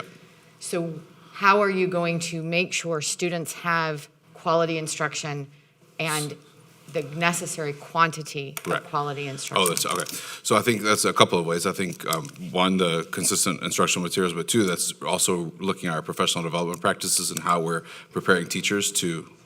So maybe I should direct this to the superintendent. What is the primary driver in the budget for quality instruction? So one of the primary drivers is ensuring that we have teachers, first of all, and compensating our teachers. And as Dr. Bird indicated, once we have the core group that we know that can move this work forward, we can ensure that they have great professional development. We can ensure that they have solid curriculum.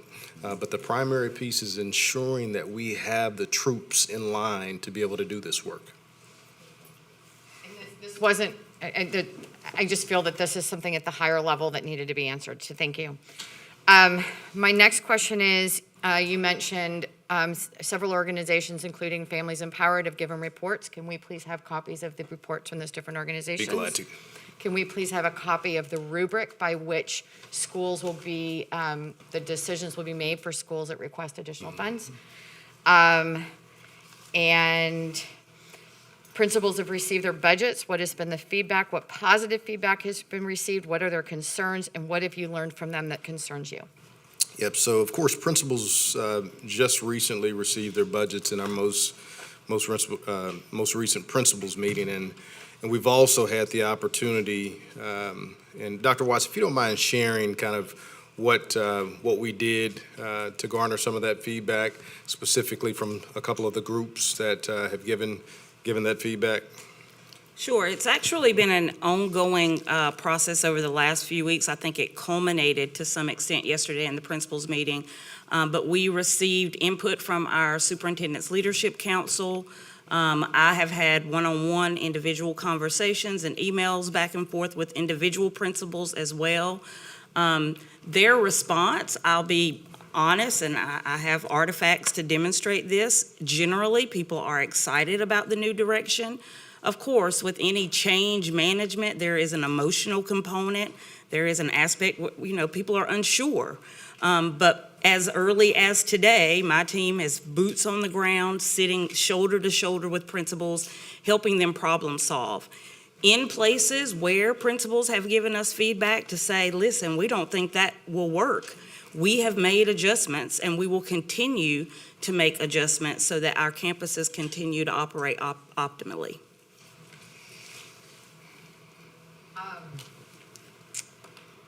So my next question is, obviously, there's a driver in this to improve DNF campuses. So we have fewer students in DNF campuses. What in this budget is, show me where in this budget you're going to be expanding opportunities for students equitably throughout the district for A and B campuses. Like, how are you going to lift all ships? Yep. Dr. Watts? And this is a combination answer, I think, Right. with my partner in academics. But I think one of the main drivers you've heard is the high-quality instructional materials. That's only going to lift the ship for all kids, A, B campuses, and D and F campuses. In terms of budgetary implications for D and F schools, that's mostly coming from Title I. So it's not a new budget allocation. In fact, the D and F strategy, there will be no budget implications in terms of our general funds. All of that is a Title I. Is sourced from Title I. So how confident would you be that in 5 years, this is a 5-year strategic plan, that in 5 years we will have all A and B campuses? That's, of course, the aspiration moving forward. We wish I could predict and see the future, but that's definitely the aspiration. What's the major driver towards achieving that, and what evidence do you have that it would give you that would help you achieve that goal for our kids? And I can attempt. So, I think when you look at the efforts that we're making around DNF campuses, we're not doing anything outside of what research says you need to do. A, you need to have great teachers. B, you need to have high-quality instructional materials. Those components around transforming campuses are solidly researched. I believe it's about the execution. It's about the support of the leader. It's about the support of the teacher. It's about also being agile enough to make adjustments when adjustments need to be made. Again, I wish I could look in a crystal ball and say this will be the outcome, but I believe if we execute with fidelity, we will reach our desired outcome. Employee raises should be a top priority as currently proposed. How will this budget not create another structural deficit? I'd like to have you to jump in reference to the last question. Yes, before to the last question that you asked, Trustee Duggar, I would say that several middle schools and elementary schools that were not, we're putting in the transformation schools, but many of them have volunteered to participate in the first year, and that was completely voluntary. So there's a lot of excitement among our school principals for implementing high-quality instructional materials. I just got a list today of 10 more schools that want to participate. I was talking about compensation. Yeah, no, I was just for the last question. This was a follow-up on your last question. Yeah. So we're not. This isn't going to, we can do all of these raises and not create a new structural deficit. So the idea, of course, in the first year, as the plan indicated, is to, okay. Oh, sorry, I can't see that. Okay, sorry. You know what, you on a roll today. Okay, I'm gonna give time back. go ahead. I thought I asked it, how is this not, everything I'm seeing here looks like we're headed towards another structural deficit in a couple of years to continue to pay these increased salaries, which we need to do. Absolutely. But what are we cutting to make sure that we don't have a structural deficit? And again, we can't afford not to do this in order to ensure that we, increase enrollment, increase the quality of instruction. I think some tough decisions have to be down the road, quite frankly. So the planning over the course of the next year will have to be in play in terms of what those tough decisions will look like. Of course, on the front end, we are deciding and developing some of those cuts at the departmental level, at the school level with the freeze that we just put in place. So we're starting some of that on the front end, but there are going to have to be some bigger cuts as we move forward. And that will be a part of what the next 12 months will be about, the strategy behind, is it schools? Is it, centralized? So that's a part of the next stage. As I mentioned before, I spent 18 years in a school district that had to close 15 schools. I was the deputy superintendent at that particular time and was in charge of what that work looked. We took a full year to study the San Francisco model, the Pittsburgh model, before we actually moved forward to choose that particular big decision. We chose to do that versus laying off. So we'll look at everything and decide what the way forward is going to be. We don't know exactly what we're going to choose right now, but we know we're going to have to make some significant decisions to ensure that we get where we need to go financially on a continuum. It's not kicking the can down the road? No, it's indicating that we need to make decisions. I think the can has been kicked down the road for quite some time. It feels like where we've been every year, so it's okay, I'm out of time. Thank you. Trustee Santos. Thank you, President Cruz and Superintendent House. I just want to make sure that we are not repeating our past mistakes. A past superintendent made sure every student had consumables and high-quality instructional materials. And there was no way of knowing, like you talked about execution of these things, but it was huge waste of taxpayer dollars.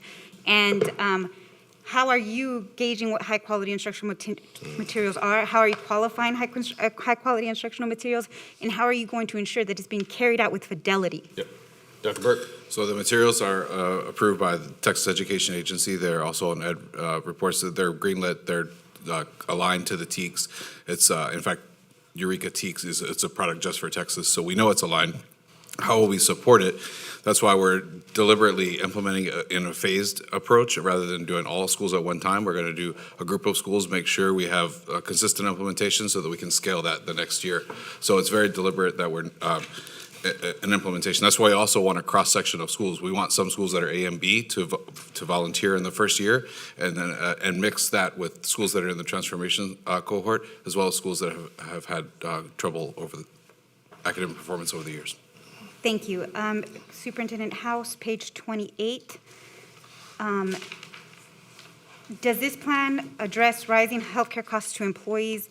You said that somebody said that there was an increase of $10 million to the health insurance. What is the cost of that to each current employee if approved? Mr. Grady, I know we talked about what that increase looks like in terms of overall.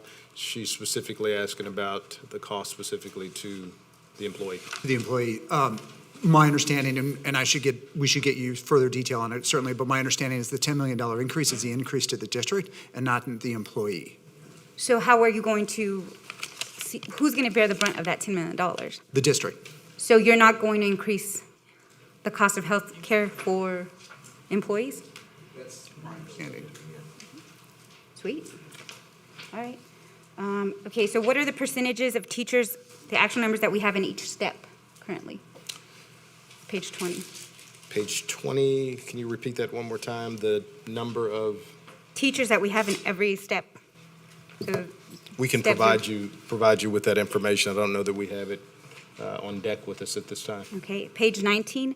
How is this $210,000 for the police step increases the best use of these dollars to improve student achievement or student learning? Slow down just a little bit.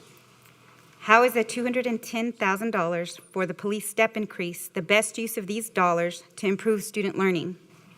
I think it goes into kind of what Trustee Guidry talked about earlier in ensuring that we have the kind of safety in our buildings. And originally, I was thinking my CO, Chief Operation Officer's mind and facilities and safety. But our officers are extremely important. Our officers have done a heck of a job to ensure that our safeties are campus. And much like our teachers, we want to keep our officers. So while they won't be seeing the kind of percentage raises that many of our employees will see, or like our teachers will see, we want to make certain that they're on pace to still be competitive with the market. So when was the last time each category received a pay raise? So we saw the comparative, which thank you, by the way, for those charts, for principals, the APs, and so forth. So when was the last time each one of these categories received a pay raise? What were the percentages of those increases? We'll get that information for you. Okay.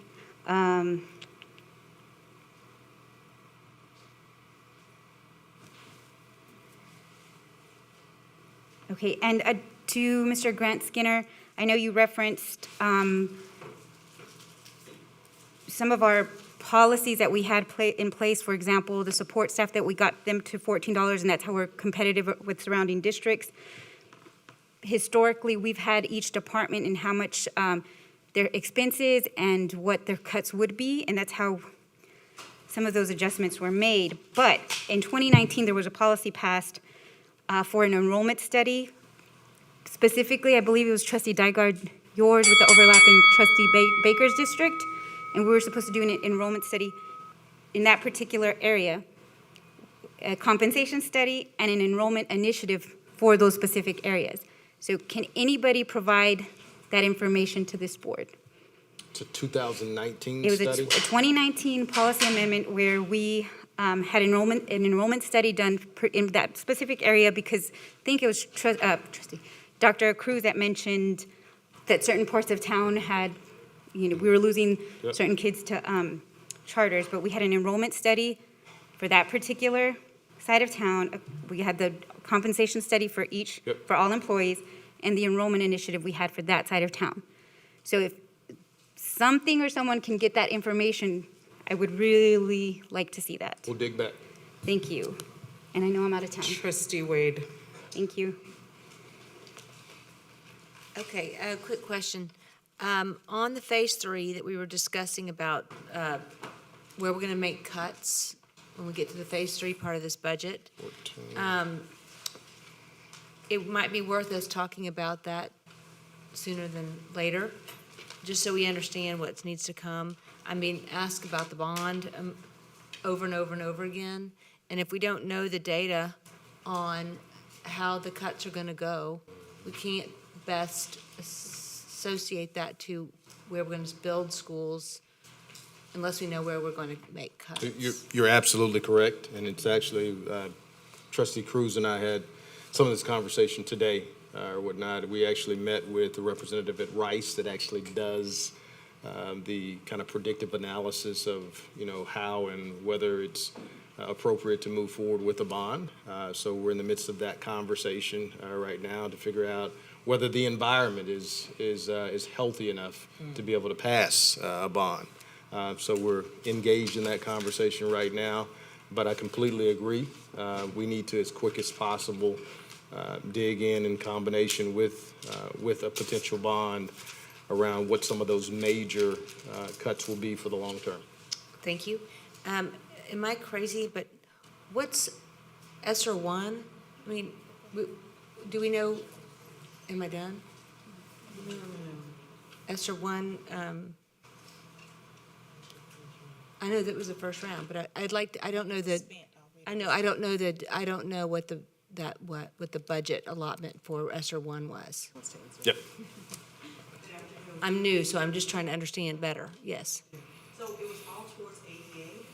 And also private nonprofits. So the allocation that we received from TA was a whole harmless, and as well as about $2 million towards private nonprofit that we had to, that was a mandate. Okay, all right. Thank you for answering that. Okay, I just didn't know, so thought I'd ask. And then, I have one more question. So I know that during this budget allocations, we did a lot of tech devices that went out to all the students, computers, laptops, that kind of thing. That is going to be something that, have we considered that going forward? That's going to be, as we know how fast technology moves, I don't see that anywhere in the conversation, and that's something that is going to be a huge budget issue going forward in the new day that we're in. So definitely, as Mr. Gilhousen makes his way to the microphone, one-to-one technology is definitely a major push. We actually have seen an increase as we speak at the middle school level. Our high schools are already one-to-one. About a little over 50% of our middle schools are one-to-one, and we're looking forward to climbing down the ladder as far as possible. Mr. Gilhousen? Yeah. And so it is actually in there on page slide 42. Okay. Is where it's at, where we've got IT student devices that are allocated there. So our goal is to do that in the fall of 2022 and then continue to build off of that. Okay, so you're saying that the last one, which is what is that, 41 million? Mm-hmm. Uh-huh. Okay, and then, thank you for that very much.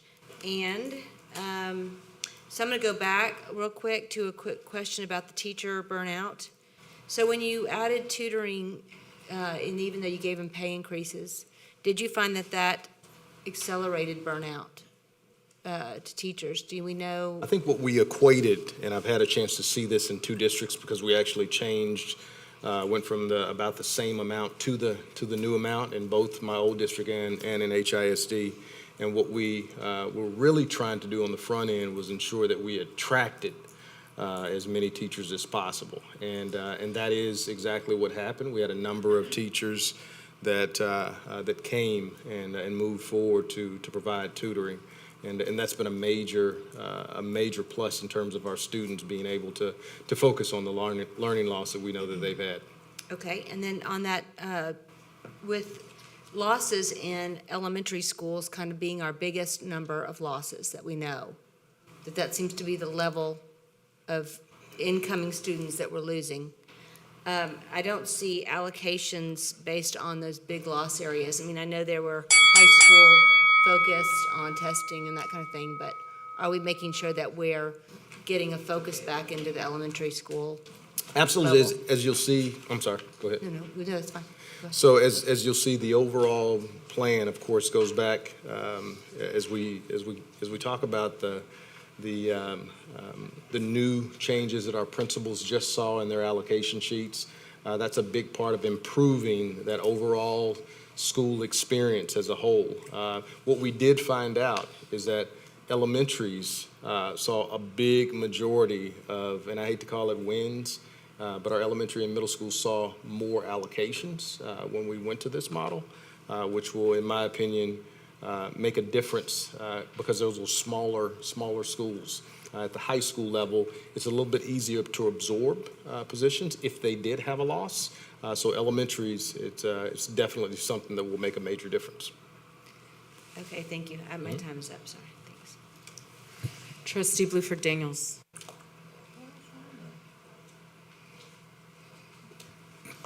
Thank you. We're going to go back to the front packages, particularly page 4.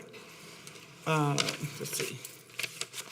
For page 5, I'm sorry, because we talked about a lot about increased enrollment, and I'm wondering what methods are being used to forecast the possibilities for increased enrollment. Specifically, are we focusing on additional specialized English learner teachers?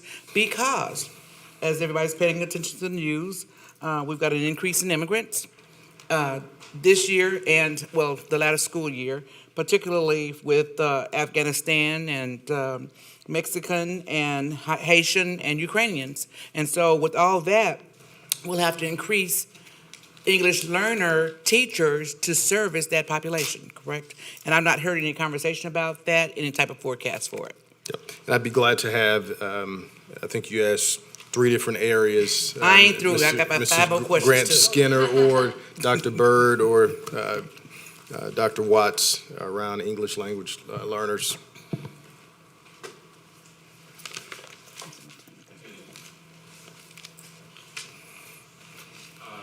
Our baseline model provides positions from our general funds, and then there are positions that schools can also add with the funds that they have been allocated to meet the unique needs at their school. So I think in both of those cases, where there are more students, whether they are English learners or refugees, the baseline model and schools' flexible funds should be able to support that. And, you know, and I think I probably used it, but I hate that term, refugees. That's why I was referencing them as immigrants, because there's so many different cultures that we have to try and accommodate. Also, one thing I wanted to add too, about the staffing model, somebody asked a question about not being heavy on the top, and I just wanted to say that we want it to look like a snow cone. We don't want, you know, like an hourglass, not a snow cone. So we want it to dwindle down to those who need it most, those at the bottom who are actually doing the work. And also, I wanted to point out too, Dr. Cruz, we still have horses and farm animals in Northeast. So I've not heard any talk about FFA. And you mentioned about when do the principals do the projections for this year? Have they done their projections already for this year? They have. Okay, and so they were giving this information yesterday as well? Correct. Okay, and are you starting to get comments or concerns that's being addressed to you all as it relates to this? Because obviously, correct. you know, we just got it today, so we're trying to decipher it as well, which is why so many questions, y'all, on this package. Dr. Allen has always stated that there are multiple times that we have to, as a former admin, that we have to, see, you know what, that's why I wanted to go an extra round. Trustee Baker. I could have kept going, everybody else did, Testing. For the sake of time, I only have one question. And I'm just going to go ahead and address the elephant in the room real quick. If, say for instance, after we have depleted our ESSER funds, for example, and all of your adjustments that we're going to make, say for instance, you made all of your adjustments and still there's a shortfall, what or our contingencies that will exclude tax increase, bankruptcy, and things of that nature? That's all I have for now. And by the way, I want to see the teachers and employees get a raise right away. But that question is the biggest question I had. Did you catch it all? So you're essentially just asking what happens beyond ESSER? Yes. Yeah. And beyond ESSER and your adjustments that were so eloquently laid out by your awesome team here. Yeah.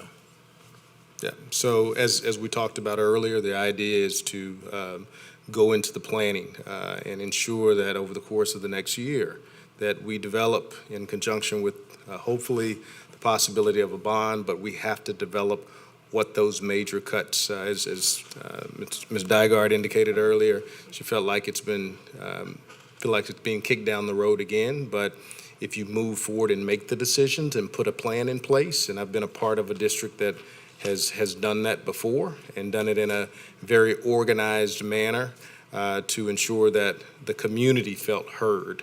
But there's several different ways to do it. That's just one way. We'll have to determine what that's going to look like for HISD. But, you know, as Nike indicated, you have to just do it versus kicking it down the road. Okay, thank you. Can I ask my over-limit question? We're gonna do. Trustee Hernandez? Thank you. I'm going to do some follow-up questions first. Is purchasing the same instructional materials across the district going to save the district money? If so, how much? I don't know that we know exactly how much. Do we know if there's an efficiency around the idea of what we're doing with quality curriculum materials? There should be. We can get you, so part of this first year cost is being paid for by the TEA. So, but we can get you a cost, we can get an analysis of that. But it should ultimately save money because of scale. So there's $30 million that we're freezing from campuses. How much do we expect to spend from that, from now to the end of the year? There's $30 million that are being, you mean the freeze, Yes. the frozen from, and how much of that do we expect to carry over? To actually spend? It really depends on the needs that are presented to us, quite frankly. We're looking forward to hearing those needs and determining whether they are major needs that are focused on teaching and learning. And that's the idea. Again, as a former principal, I know that at about this time of the year, if I hadn't expended, from an instruction standpoint, the dollars that I have in my budget, they may or may not be instructionally focused for the rest of the school year. So we'll determine that and look at each ask as they come to us centrally. From the ESSER presentation, I may have missed it, but when is the ESSER dashboard supposed to be available to the board and to the public? Yep. Dr. Manny? So I'll address each of them. So the first, the program evaluation dashboard, as soon as we have our first set of findings, that's when we'll push that out with that first set of findings. And then the finance one, right now, we're working on arranging all the input data sets, and we're almost finished with that. And so then it's just about building out the Power BI. So we're looking at maybe a couple of months before we'll be able to publish that one. Okay, thank you. And then I have a couple of questions. From slide 6, can you just explain why the special education and dyslexia are in different buckets? Jim, do you mind sharing on slide 6 some insight around that question? Slide 6. Off the top of my head, I don't know. Let me find out and come back to you with an answer. Okay, on slide 18, I know I've mentioned this to you before, Mr. House. Are we going to continue the practice of having administrators in campuses with teacher contracts? Are we going to continue to have administrators on campuses with teacher contracts? Mm-hmm. I don't remember talking about that, but we can definitely dig into it. Ms. Hutchins Taylor, can we put that on our list to discuss further? Sure. Yep. And then from slide 14, we said that we were going to save $100 million. Is this every year, or is this over multiple years? Jim? That's just for this year. That's just to get through this year. Okay. We're going to have to reevaluate it going forward, as the superintendent stated. Okay. And then from slide 24,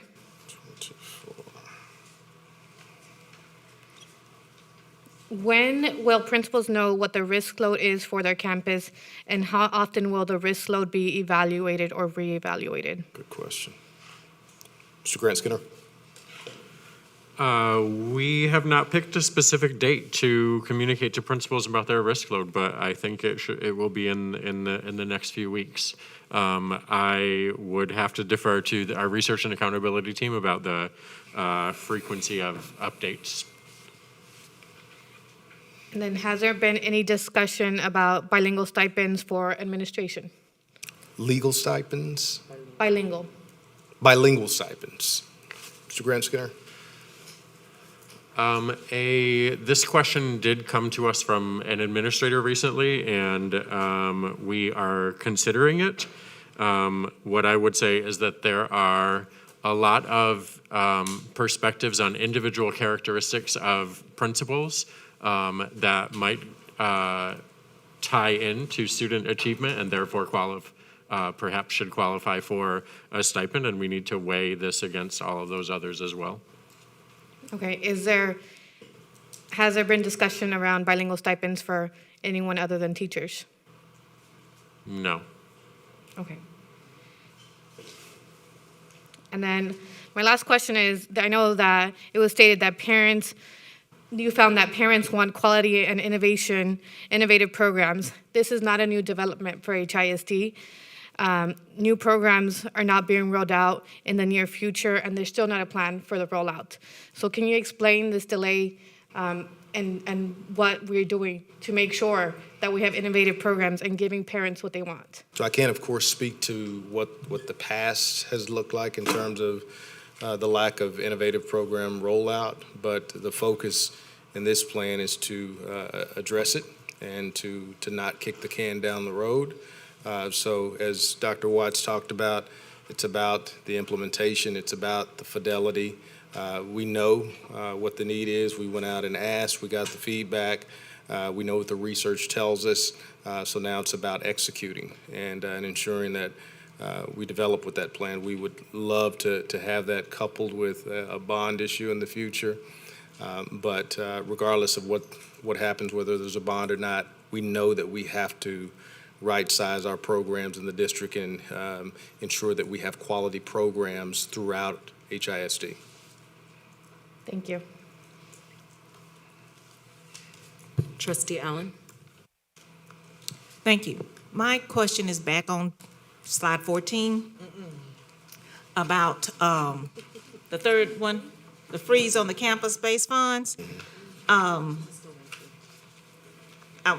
like piggybacking on Trustee Baker's question when he was talking about getting things done in a timely manner, having transparency. I know that you said you were doing the freeze, and I know you said they got it after we did, which means they got it after 2 o'clock. But I have campuses, like when I told you before, because that's why I'm so excited about this bond, that do not have the things in their campus that they need to teach teachers with, like smart boards. And I was telling you how Kelso got 5 smart boards the first year because she had to save up for it. 5 smart boards last year, she had to save up for it. There are schools like River Oaks just got rid of 61 smart boards and got a whole new batch. But I have schools in my district that are saving up for it. So if she's saving up these 5 smart boards, how long do they have to get to spend this money before you snatch it out of them and tell them, I'm taking out 75%? Because if she's saving for 5 smart boards and she has outstanding debts, I know they said that, you can look, but how much time are you giving them for that freeze right there? So the freeze is instituted as of today. But you just told them today. Correct. But what we will do is offer every school the opportunity to present a specific need. If they have a specific need, whether it be smart boards, whether it be additional, instructional materials or whatever, they can present that to the school's office, and we have a process that will either approve or disapprove those particular requests depending on that need. So if she was saving for 5 more boards this year, and she has 20 teachers, which means this would be 15. So if she really needed 10 smart boards, she can ask for 10 smart boards that she didn't have money for at first? We'll review the need. I don't know exactly what she can't wait on a brand new school. We can't wait on the bond. These are teaching tools that the teachers need to teach. I completely understand where you're coming from. Been there in that seat as principal. Was that a no? No, it wasn't a no. It was that we will review that request and determine whether it's, in our eyes, an allowable expense moving forward.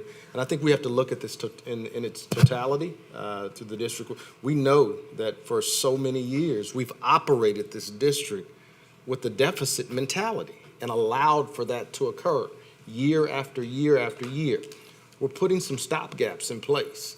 But at the same time, we want to allow for some of those stopgaps to be screwed off in certain situations. And it may be a situation like this, it may not. But we'll take a look at those and ensure that if that possibility shows the need. I mean, teachers need smart boards to teach. I mean, if you're sitting there with some chalkboards and that old school stuff, no, that's my one thing I know that I need schools, the bonds for the schools in my area, because I know the lack of materials. When I was telling you about the other schools before, this is just not the one that's like this. We'll definitely take a look at it. And the outstanding debts, do they need to say, listen, I have a bill that has not come in, don't take all my money? Yep, we'll take a look at all of those pieces as we move down the road, definitely. Thank you. Yes, ma'am. Okay, I'm going to wrap up round 2 this time. Okay, so going to slide 12, slide 11 and 12. I want to make sure I understand the deficit. So does this include, this is without ESSER, these deficits? Jim? Yes, that's correct. So the Okay. deficit, so if I got to go back to 10, right? There's the $69 million operating deficit that we're looking at this year, right? And if you flip to 11, how are we addressing that deficit? We can use 88 million of the hold harmless and that. We're gonna take care of the deficit and then put some money into just the general So fund. then for 23 budget, Exactly. okay. And then, I guess in fiscal year '23, we have a deficit of 196 million. And the ESSER money there would be the indirect cost piece, that $50 million. Okay. The rest of it coming from, the savings that have been built up. And did I hear you correctly when you said that ESSER, like that's an approved expenditure, is actually to hold ourselves harmless? Did I hear you say that correctly?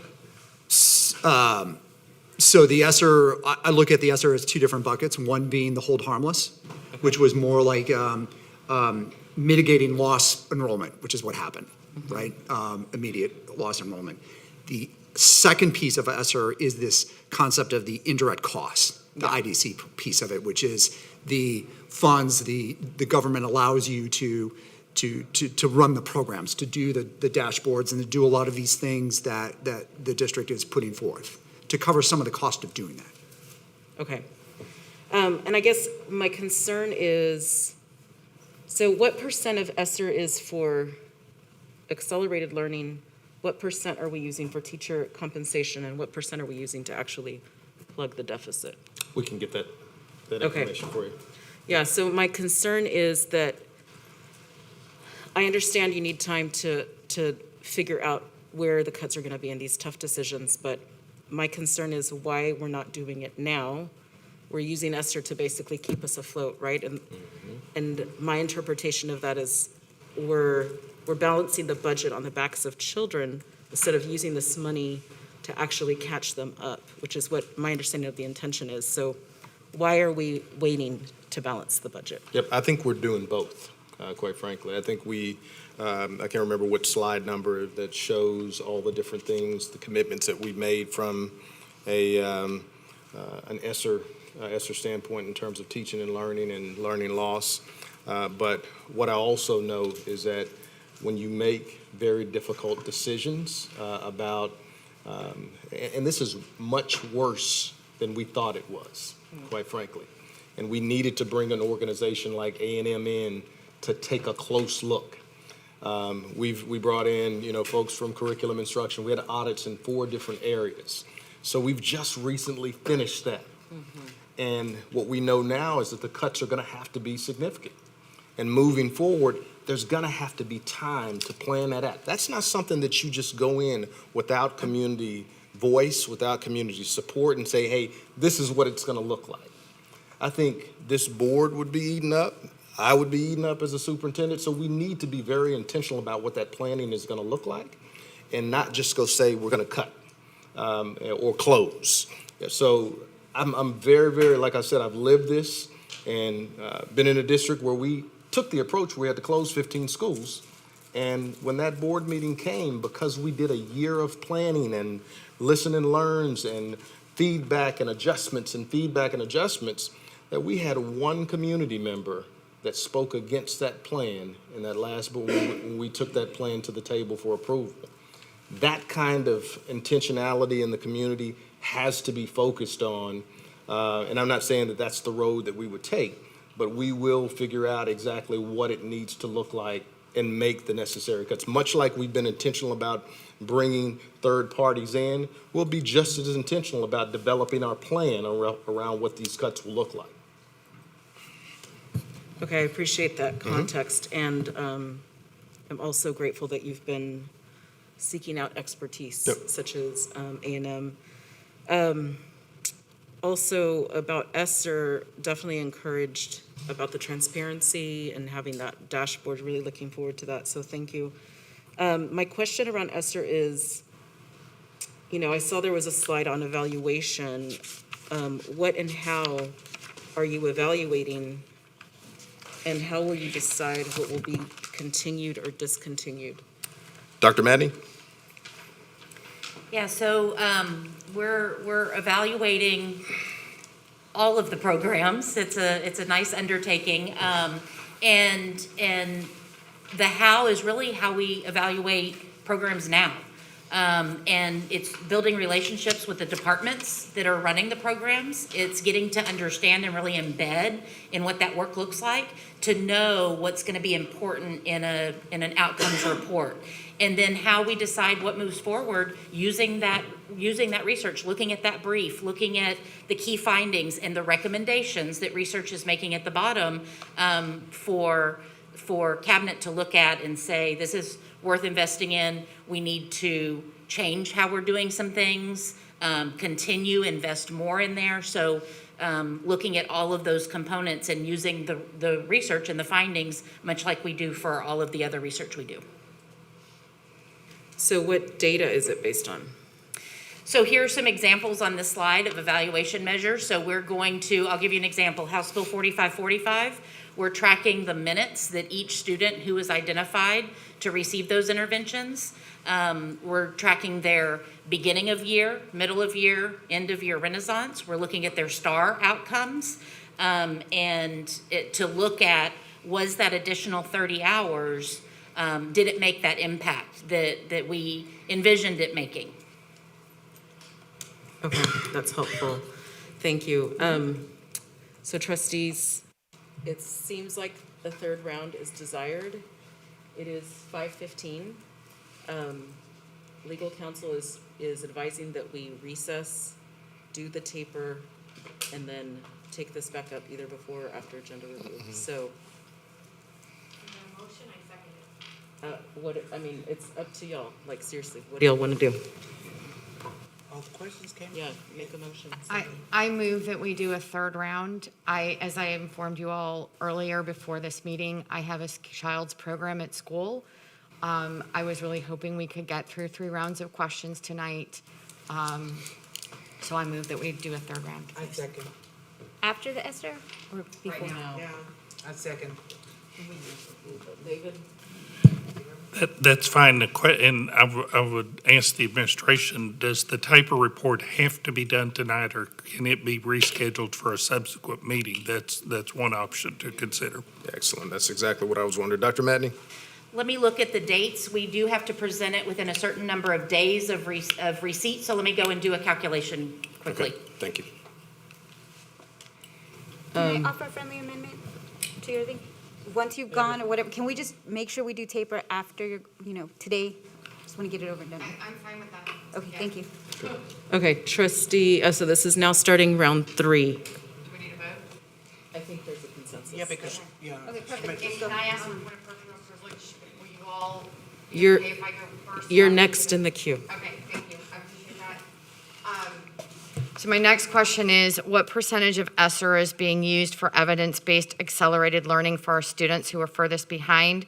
What percent is this compensation plan, and what percent is plugging budget holes? Okay. Dr. Cruz, any insight there, or Jim? We'd have to get back. Yeah. We'd have to get back to you on We that. can put an analysis together of what that looks like. Okay. And then what percentage of the general fund budget was allocated directly to schools for the fiscal year 22, and what percent of the general fund budget is proposed to be allocated directly to schools for fiscal year 23? Okay, we can provide additional insight around that analysis as well. We'll answer that request. Okay, and then I keep hearing that based on what's been rolled out to principals so far, if they need additional dollars, there's some pot of money that sounds like is sitting out there.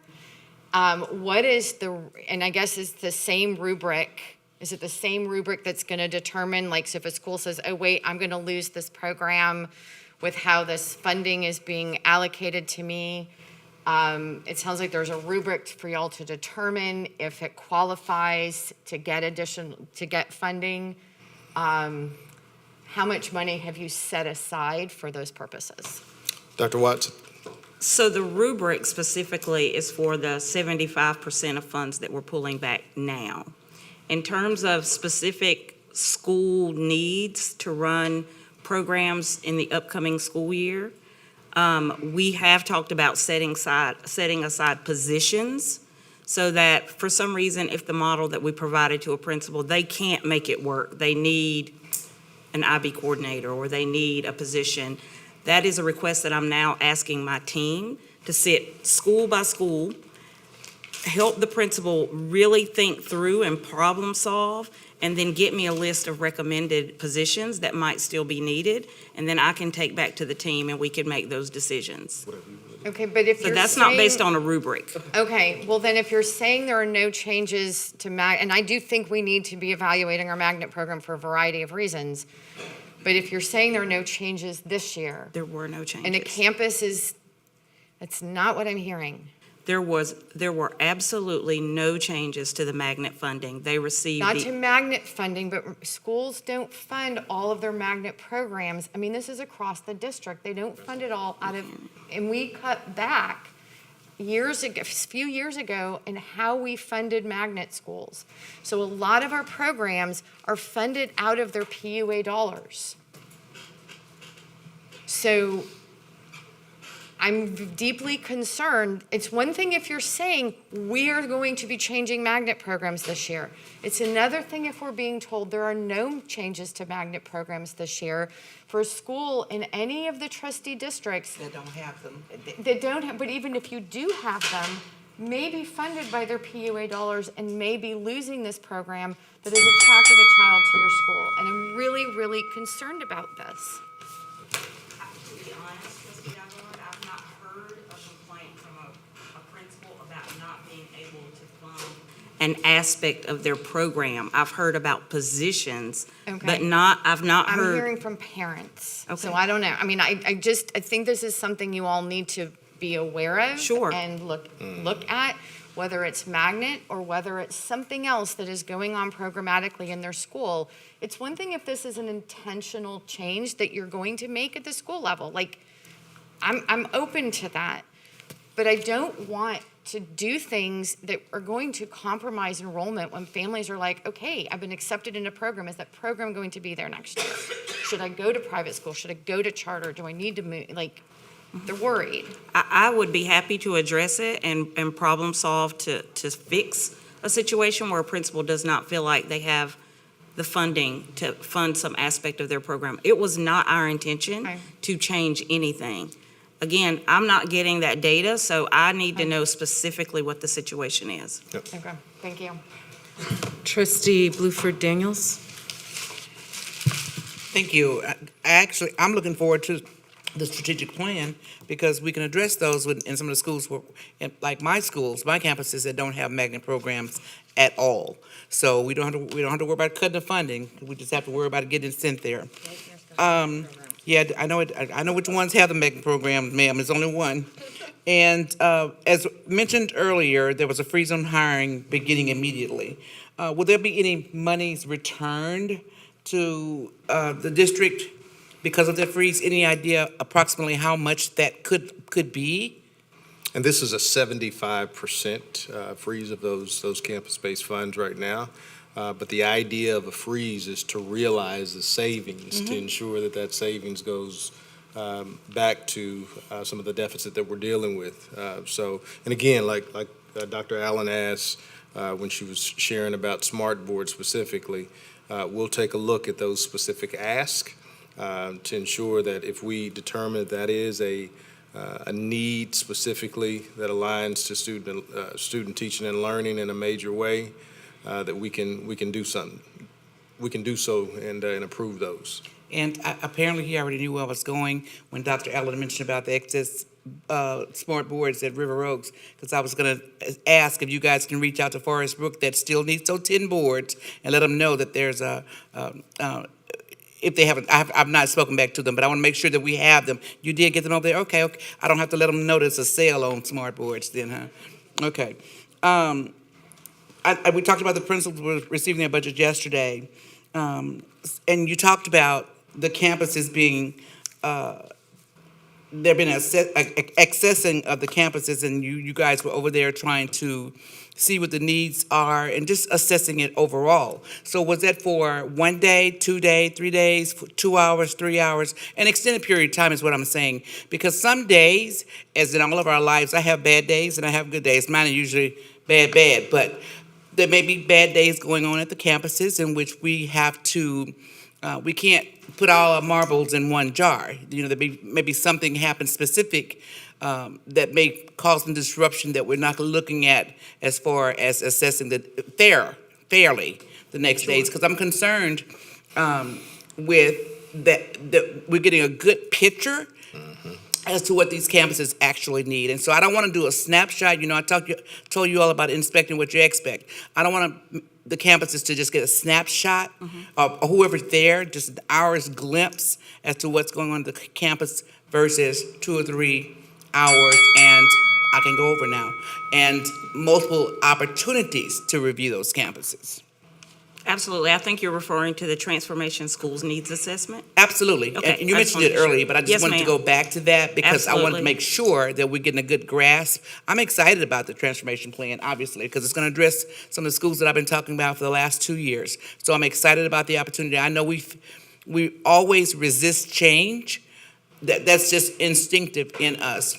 But I'm looking forward to it because it's going to address some of the needs, as Trustee Dagger was talking about, the magnet deserts that I have in District 2 and various other things in District 2. So thank you. I appreciate that. Thank you. Trustee Santos? Thank you, President Cruz, Superintendent House. So if, we're all a little taken aback about the principals' budgets being frozen for the remainder of the year, if principals' budgets were unfrozen for the remainder of the year, what's that dollar amount? This is the same question, just in a different form. Can we get that figure now? We can do that. Sorry, so the question, the amount frozen is around $30 million.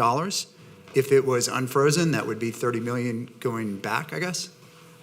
That would be 30 million theoretically going back? So going back as in the money was already taken from the principal's budget? The money was already in the budget, and it just got to the point where it had not been spent. We are sitting here, how far through the school year are we? 3. Yeah, 4, and so, 3, 4, yeah, and so it's just a matter of we now have 3 months left of school, 2 months, 3 months of school. If it hasn't been spent now, then let's have a discussion about, if it needs to be spent, then let's spend it. But if not, then let's hold on to it and. And Superintendent House, if I may add just some Sure. additional context, when we were looking at the campus, some campuses, again, don't have much non-personnel salary right now. Some, quite frankly, again, we're in March, are sitting over $2 million in discretionary non-personnel funds. So this is really going to go back to being efficient and thinking about how do we still honor the school's requests if they're aligned to what students need, instructional needs, but how do we also stave off any kind of, people just spending money for the sake of spending money, and it's not necessarily helping kids. So it's really trying to balance those two things. Right, but I spoke to how does this improve student learning if a principal or a teacher or a campus is led to believe that they have those $2 million or what, 600,000, whatever money is left in their account because they're saving for smart boards or an additional tutor for the end of the, whatever it is. How is that building trust in the process if 1 second they have this money yesterday and then today they come in and it's not there? That does not lend itself to morale, to principal teacher morale. That does not lend itself to trusting the process. And if there's hard times ahead, we want our principals, our communities, our teachers, our students to buy into this process. And this is what I'm concerned about, because at the end of the day, teachers don't get in this to be millionaires. Principals quite obviously don't do this either for to be millionaires. So we have to make sure that we honor, along with the process, them as well. And this is not building that I think trust. principals understand. We've been able to really set the standard in terms of what the major dire need. And I don't know that principals from a district standpoint truly understood the hole that we are in, because they're focused on their campus, and that's fair.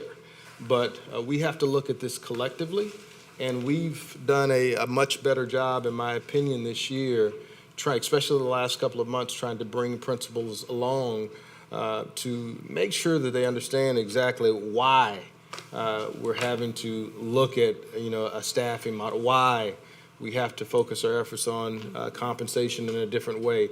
And now it's the how. I think they understand that we can't do it by sheer osmosis. We've got to do it by making some very difficult decisions over the course of time, and this is one of those decisions. Definitely understand the collective. What I'm saying is that all of the principals were not brought along on the way, and if they were just maybe too much into their, we could have done a better job in letting them know.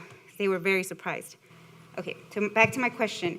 Can we raise the dollar amount for ESSER hold harmless dollars and lower the amount of the IDC dollars, the administrative costs for the ESSER funding? If I know we approved 88 million of ESSER funding, so could we go back and raise that amount? Or was the 88 million the max amount that we had for the federal funding to hold harmless? Jim?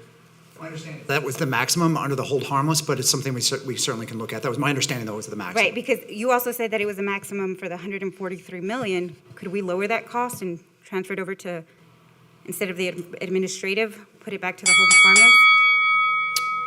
I'm sorry, the 143, where were you getting the 143? I'm sorry. What page number was that on? Sorry. Are you on slide 13, the 146? You said that they're, for the COVID dashboard, the ESSER fund dashboard, it was 143 million that was, I might be getting that wrong. Let me.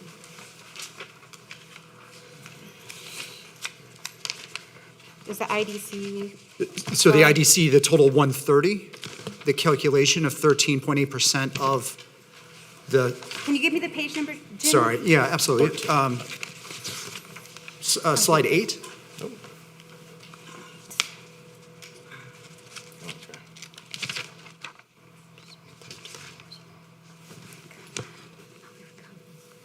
Indirect cost allocation was 130 million.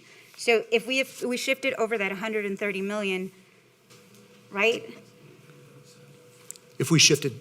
Wait, no, that's not the slide. Can you move it to the next one? Sorry, I'm just having trouble reconciling to your 143. That's a number that does not.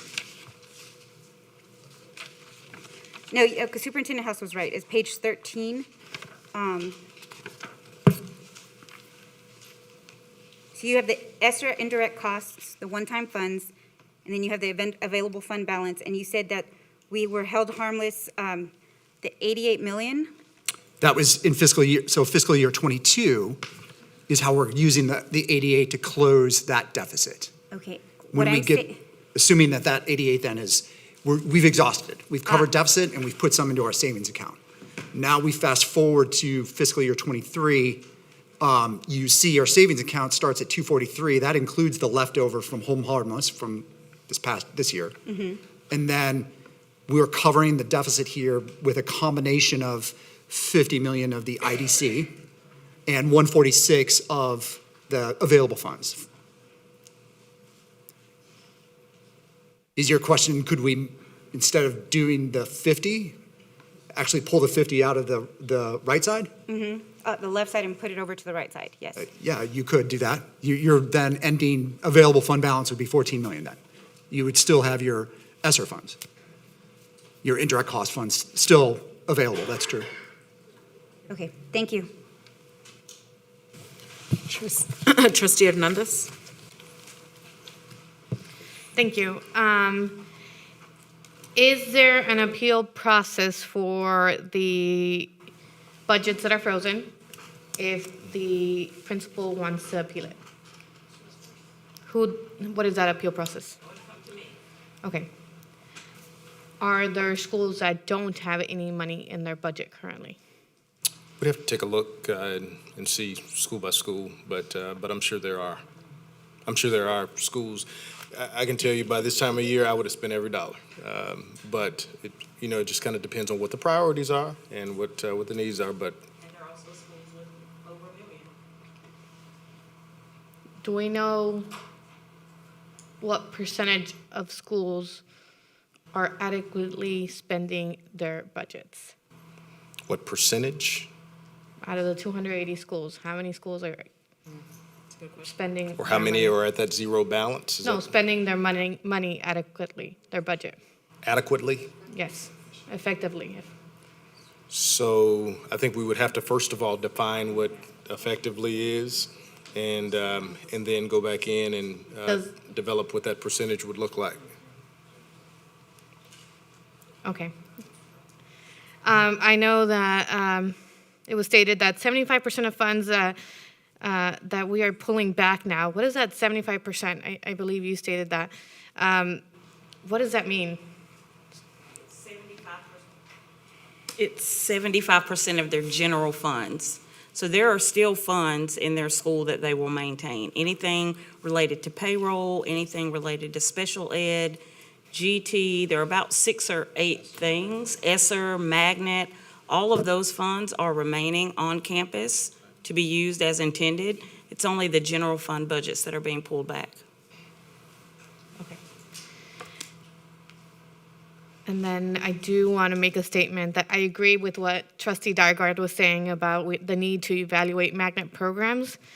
Do we know what percentage of the budget for HISD is being used for quality and innovative programs? We can get that information. Okay, thank you. Trustee Baker? Yes, I have a couple of more questions. I started to pass up this round, but on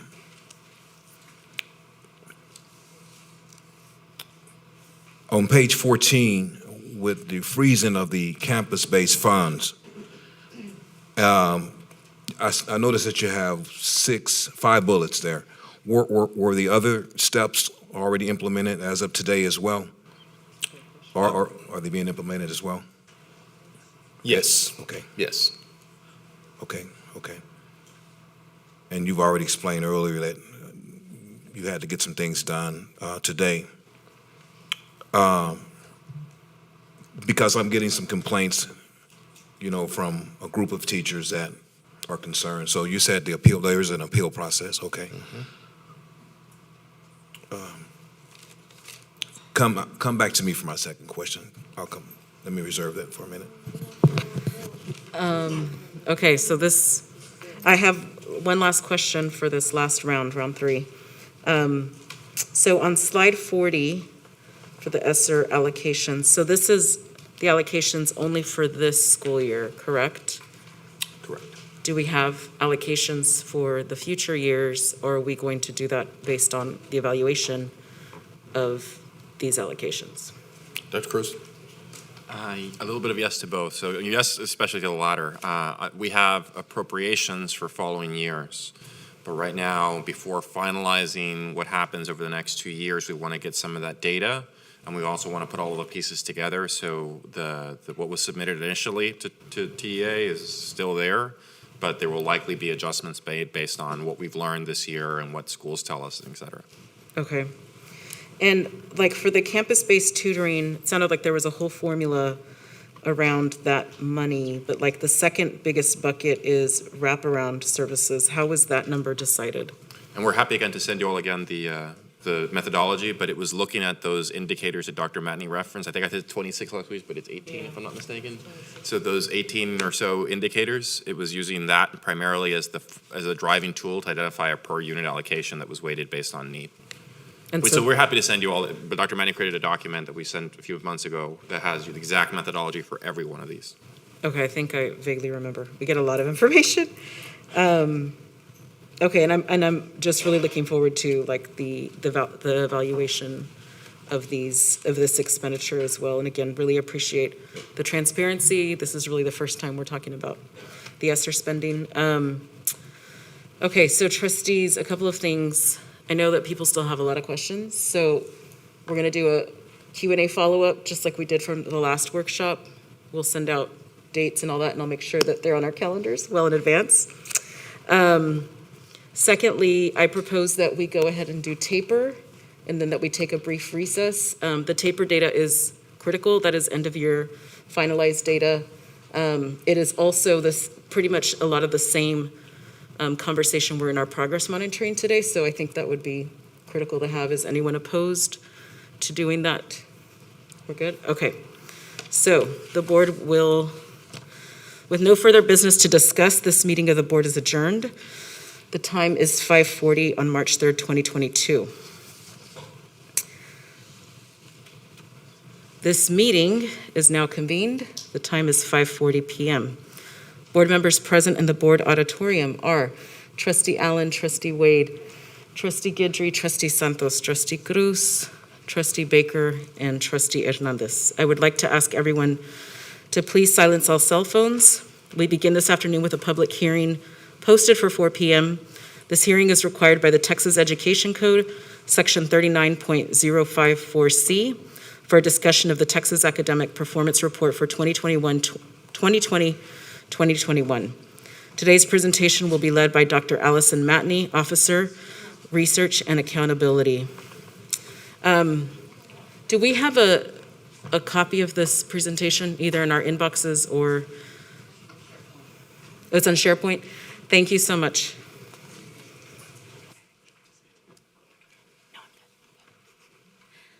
All right, good evening. We are here this evening to review, as required by TEA, the district's annual report, looking at the 2020-2021 district performance and other key indicators.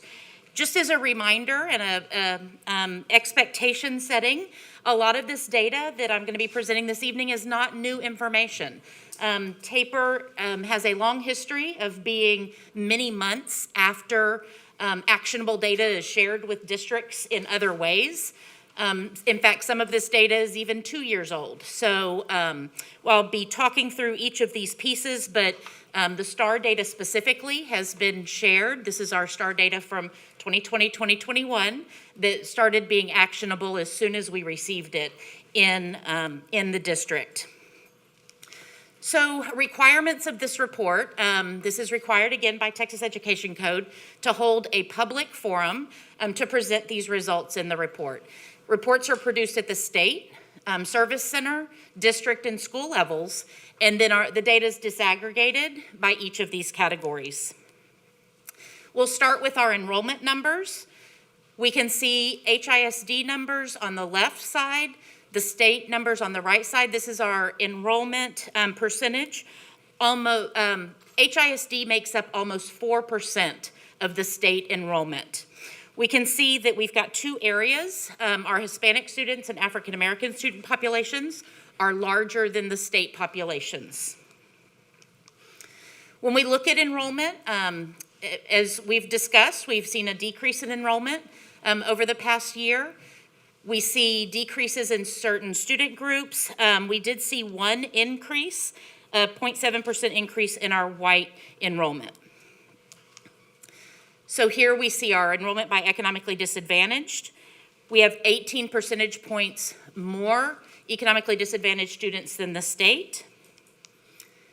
And when we look at the data by emergent bilingual, English learner, and special education programs, we can also see that we have a larger emergent bilingual English learner population and a smaller special education population. This slide, in summary, talks about decreases that we saw across every subject for ELA reading, math, writing, science, social studies, and then all subjects combined. And we are lower than the state.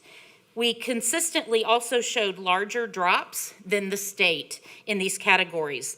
This is aligned with what research has taught us about the COVID pandemic, with districts and learning impacting large urban areas at a more significant rate and impact than rural and suburban areas.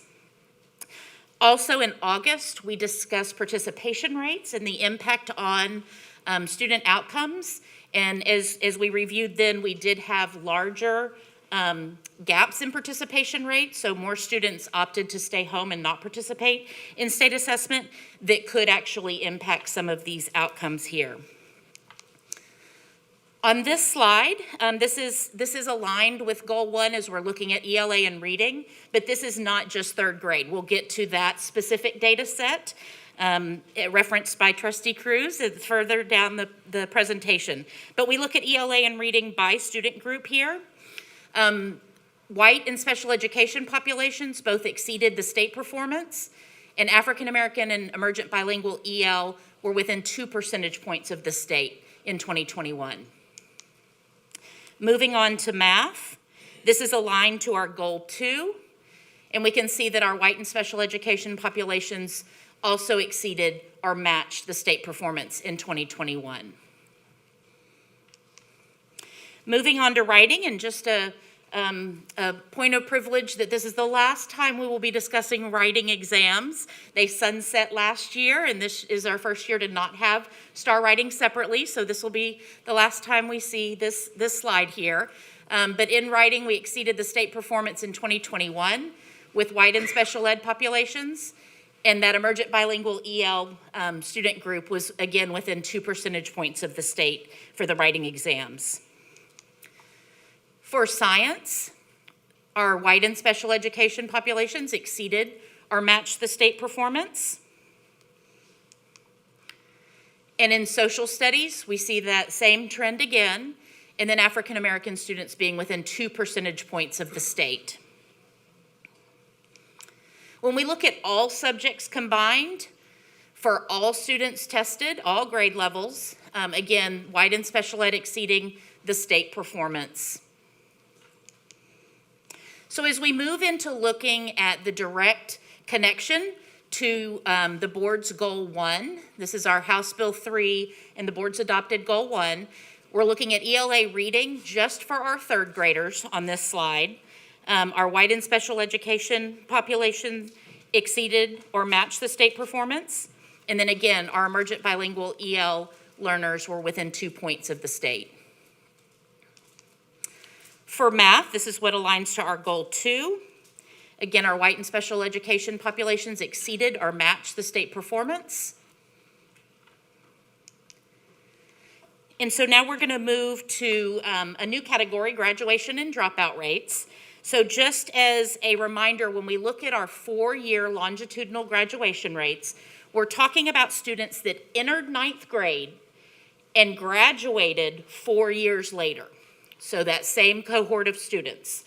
They could leave to go join another high school. They could leave to drop out. Students could enter, but we're always looking at year you entered 9th grade, 4 years later, did you graduate? Our district 4-year longitudinal graduation rate increased by almost 3 percentage points. It is lower than the state, but our rate increased for the student groups listed there, all the student groups evaluated.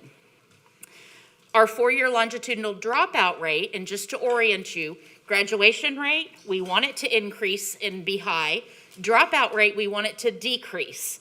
So our district rate did decrease by 1.2 percentage points, but our rate still is higher than the state dropout rate by 7.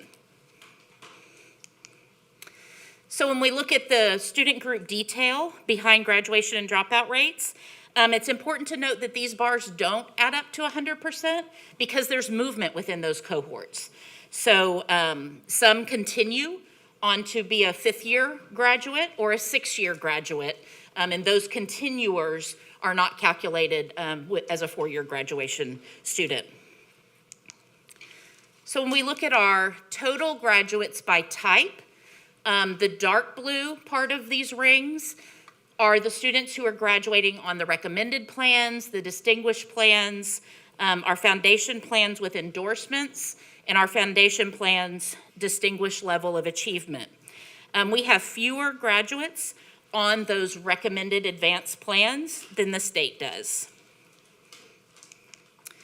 When we look at district performance on our college readiness outcomes, for 2020, this is the class of 2020, this is the 2020 AP data for grades 11 and 12. The participation decreased by 8.8 percentage points. Our participation rate was higher than the state, but this was the year that AP was given remotely from kitchen tables, from picnic tables outside, and not in schools. So we did see decreases. We anticipated those. However, our performance rate, the percentage of testers meeting the criterion, increased 13.9 points. Our rate still, though, was 3.3 points lower than the state.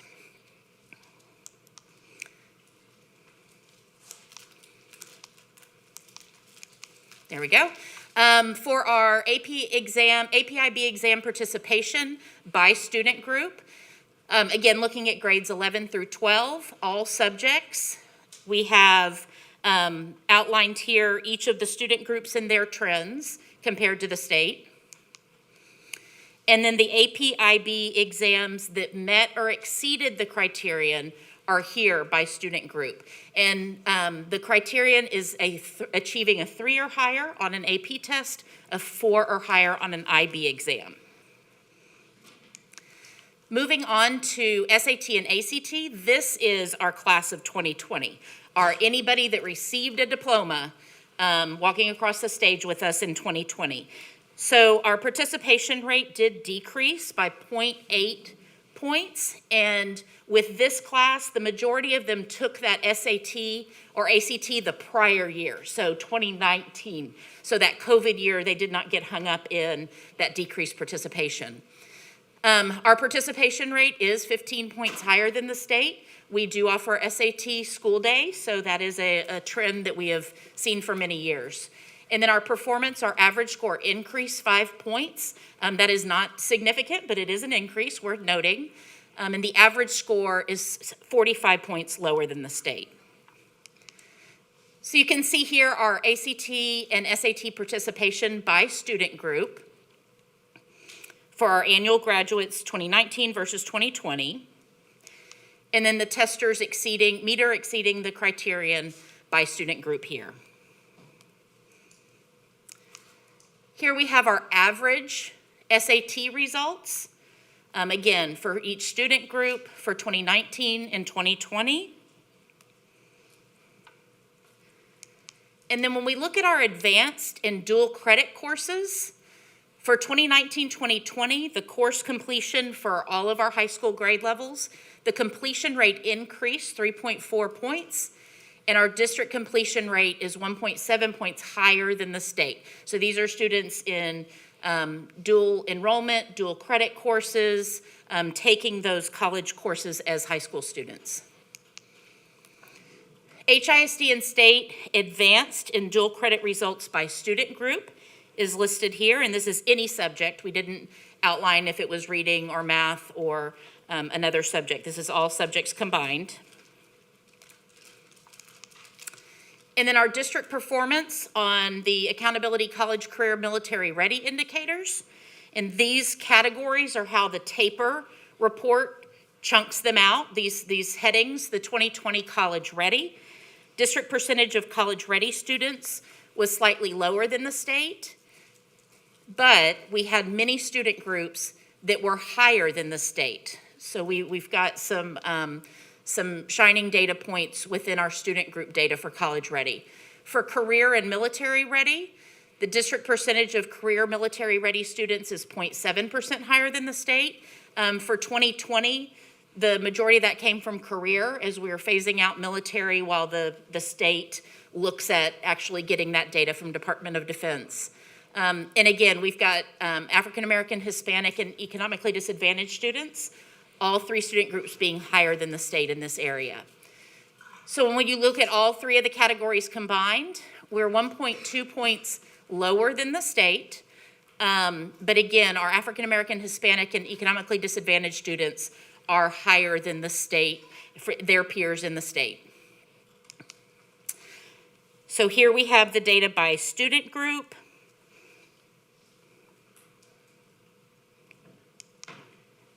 And then this is our House Bill 3, Goal 3. This is our CCMR percentage of students that are CCMR ready.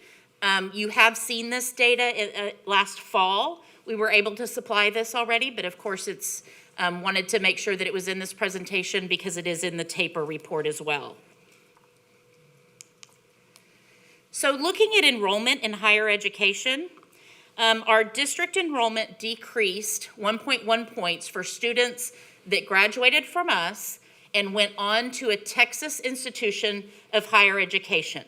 Not University of Oklahoma, Superintendent House, not out of state, okay, not a private university, but our public institutions in Texas. So that's the limitation of this data. We get much more robust data from our partnership with National Student Clearinghouse, of course, but our district enrollment in these institutions is 7.3 points lower than the state.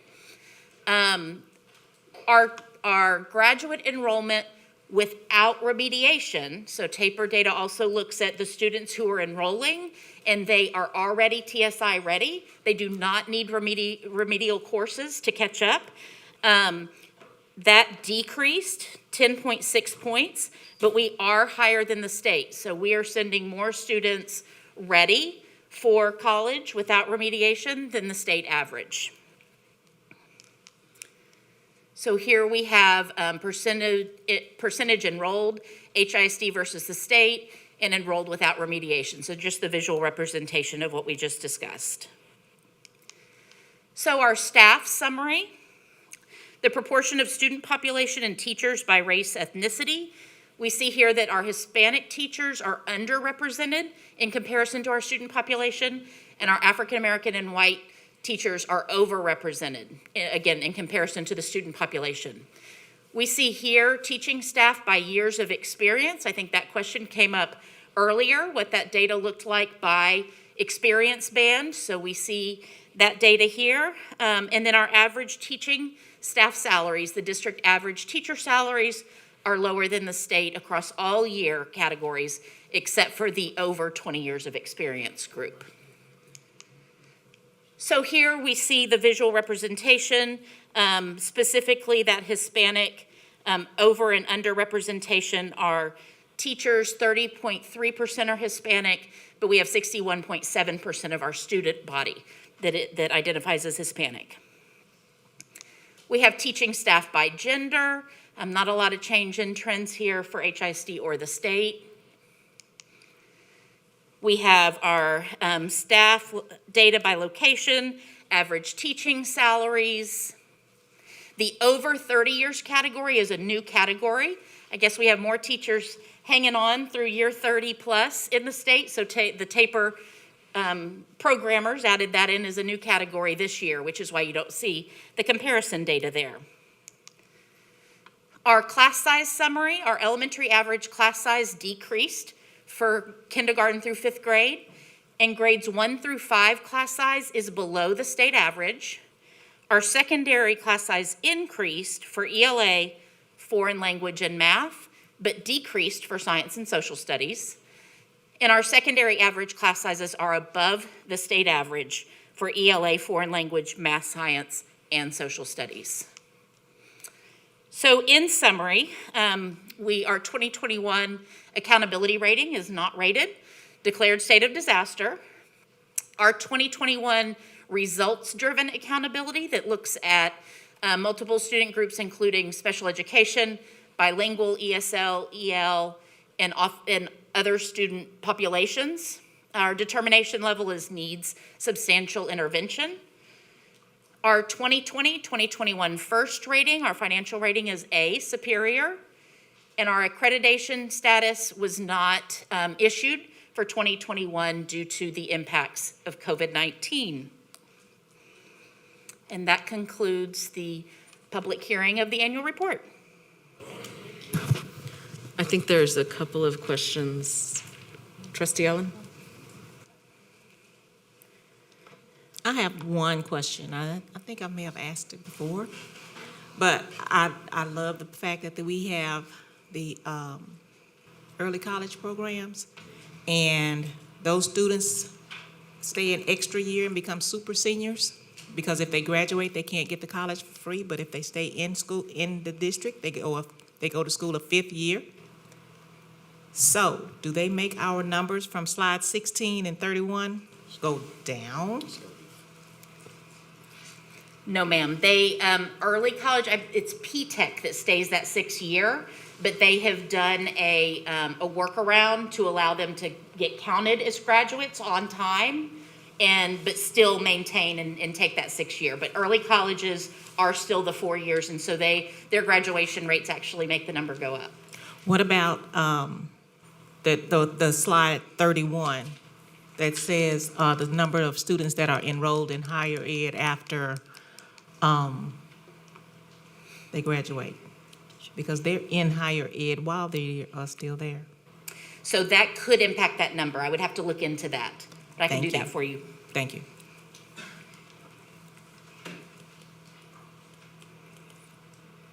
No, sir. Any other questions? I actually have a couple of questions. Slide 18.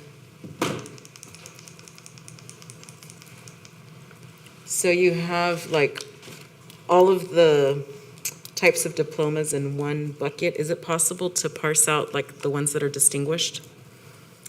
The taper report itself does not do that. Okay. Okay. And then, just kind of a shout out on the CCMR data, especially for our student groups. That's excellent news that we're actually above the state average. Slide 31, does that include community college on that, like the Texas Institution of Higher Education? Yes.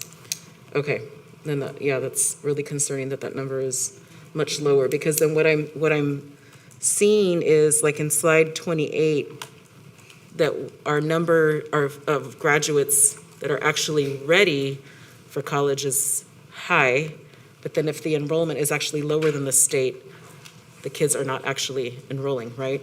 Okay, okay, so that's just a huge concern. Trustee Baker. Yes, coming from a new set of eyes, as you know, I'll be out of the new status real soon, hopefully. But how does this report improve our standings with the TEA in terms of conservatorship, things of that nature?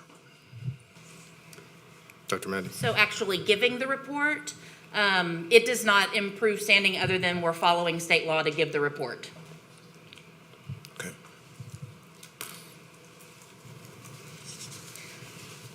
Trustees, we're just going to hear from speakers to agenda items. There's 6, so that they don't have to wait for us.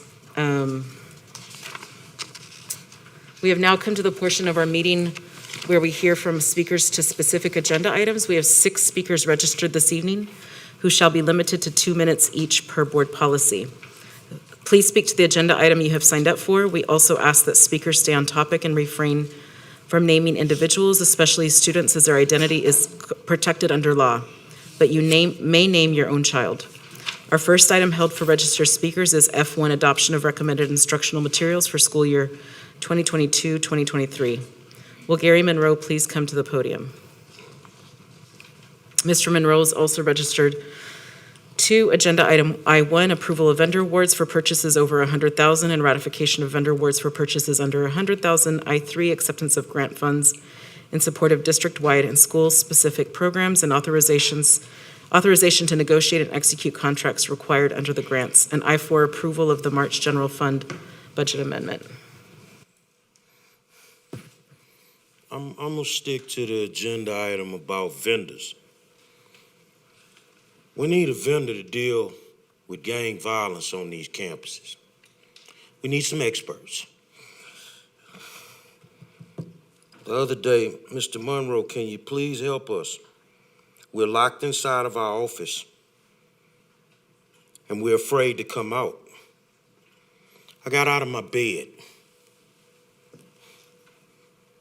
and I can have a conversation with some youngsters that even your police officers can't have a conversation with. But what I mean is, we got all these vendors that we pay all this money to. When you gonna come get the gang experts? When you gonna come get the guys that got a plan to deal with your schools?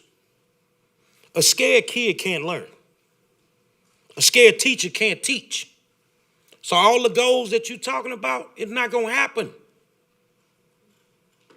That one campus, 3 guns last week, 15 fights. Do we have a vendor under 100,000 or over 100,000 that's willing to go in there and deal with it? You notice I didn't wear my tie tonight. I come next week looking like a little fashion model. Because some days I can't wear it. I've been to more schools this week than all of y'all combined. Why? Because I care. Because I'm tired of these children going to war in these schools. Maybe you don't have a problem with your teachers. Maybe it's the conditions that they teach under. They can't function right. Do what you need to do. But I just went to one today. You're going to start seeing me a little bit more vocal outside of the schools with the bullhorn. Our last item held for registered speakers is I1, approval of vendor awards for purchases over $100,000 and ratification of vendor awards for purchases under $100,000. Will Giancarlo Ferraro please come to the podium? As I call the next 2 names, please take a seat on the front row. Andrea Duhan and Steve Hartstein.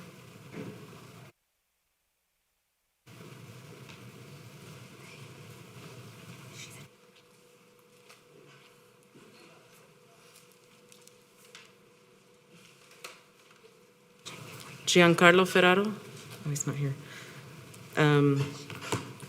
Andrea Duhan.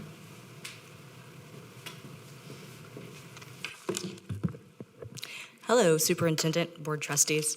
My name is Andrea Duhan. I work for a company called Calyx Pure. I'm here to talk to you about a recommendation for an agenda item for air purification devices, which has been made without all of the information.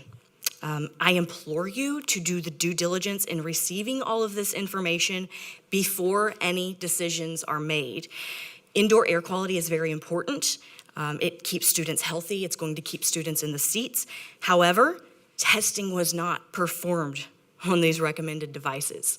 And our company has had many ISDs perform tests on our device compared to others on the market at the moment and has come out ahead in all of them. I ask you to connect with Dallas ISD, who did testing. I ask you to connect with Garland ISD, who did testing. Or right here in your backyard, we even have Galena Park and Barbers Hill. They've all done testing. It is imperative that these products work effectively, and I hope you will not make a decision on a $40 million investment before knowing that they do work effectively. Secondly, every one of the devices on the recommendation list is made in China. According to the American Rescue Plan ESSER II funds, which are being used in this project, are subject to domestic preferences for procurements. The American Rescue Plan 2 CFR Section 200.322 states as follows: as appropriate and to the extent consistent with law, the non-federal entity should, to the greatest extent practicable under federal award, provide preference for the purchase of domestic products. Ours are made here in Houston. I ask you to get the testing done, ask other resources, follow the ESSER guidance before accepting any product recommendations. Thank you. Steve Hartstein.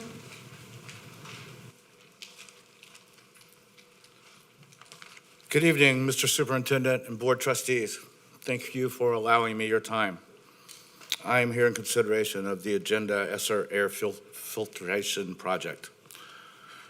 Since the beginning of this current pandemic, many institutions have purchased products and devices that, quite frankly, do not work, performing what has been termed hygiene theater, offering a false sense of security that occupants are being protected. Some of these devices actually make things worse. You don't need to be an airflow engineer to understand simple airflow dynamics that show that when a device is sitting on the floor or on a wall, that when a sick student coughs, those pathogens are now being carried through the airflow, across the rooms, towards purifiers, and right across everyone's faces on the way there. Other product airflow dynamics, our product utilizes airflow dynamics in ensuring that pathogens are pulled up and away from breathing spaces, completely eradicated, cleansed air is dropped back into breathing spaces. One of the vendors on the recommended approval list sold their device to an ISD just north of here. 3 months after installation, that ISD had the highest outbreak of COVID in the Texas ISD system. I implore you to test your devices when considering committing your funds and the use of the device which performs the best in testing and scientifically proven safe.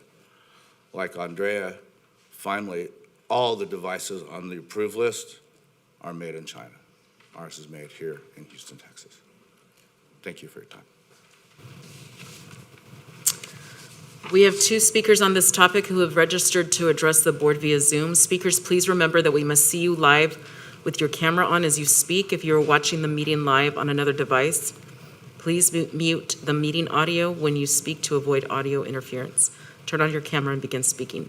Ms. Jones, please identify and admit our Zoom speakers. Mr. Simmerling, you may mute any extra devices, cut on your camera, and you can begin.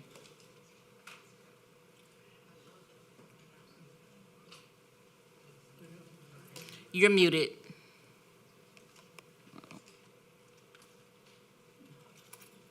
Hello, my name is John Simmerling, and I'm here to address agenda item I-1A, recommendations for RFP 221204 ESSR Air Purification Project.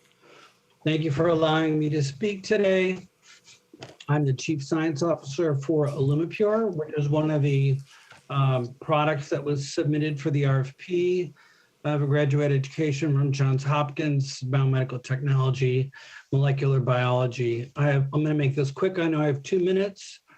I have 3 statements. Number 1, the Air Guardian products that we submitted have been third-party tested, and they have been successfully tested against extremely virulent pathogens, including SARS-CoV-2, anthrax, tuberculosis, and other highly virulent spores. Once inside of our Air Guardian product, it destroys all spores or pathogens in less than a second. Our technology uses safe, sealed ultraviolet light and oxidation. And of all of the systems that were submitted, any of them that have UV light, it's about 100 or more times more powerful than the portable devices. Our products also use oxidation that explodes pathogens on contact. We're not a household name, we're pretty new, but we are a Texas company based in Houston, and we are a worldwide solution for people that are interested in serious disinfection, such as the CDC, certain of the CDC buildings, and the World Economic Forum.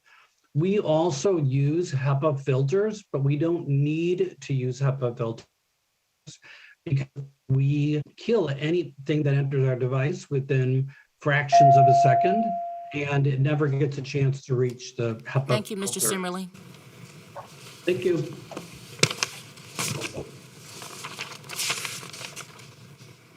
This concludes our hearing of registered speakers for agenda items. Oh, There's no one else in the queue. the board will now adjourn to closed session under Chapter 551 of Texas Government Code Open Meeting Act, subsections 551.004, .071.072, .073, .074, .076, .082, .0821, .083, .084, .089. Should board final action, vote, or decision on any matter considered in the closed session be required, such final action, vote, or decision shall be taken at the open meeting covered by this notice upon the reconvening of this public meeting or at a subsequent public meeting of the board upon notice thereof. The board has adjourned to closed session at 6:14 PM.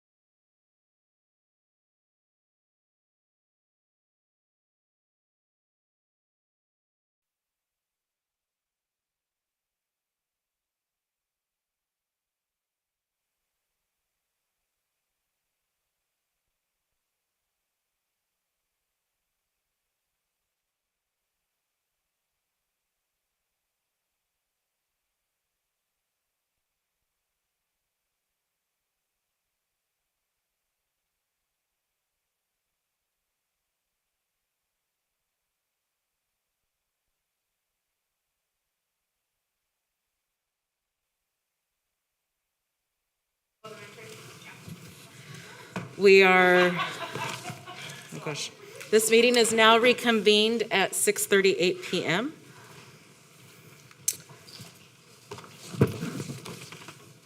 Our next, let's see.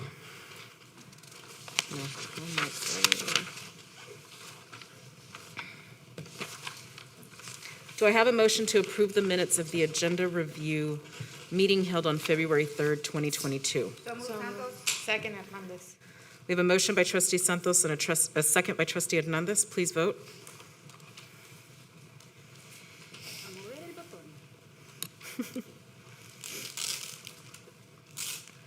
Seven, 4-0 against, 0 abstentions.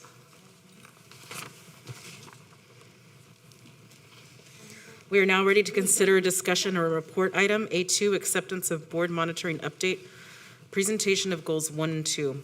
Yes. Superintendent House, we are ready for your updates. Thank you, Board President. I'd like to invite Dr. Allison Madney to the podium.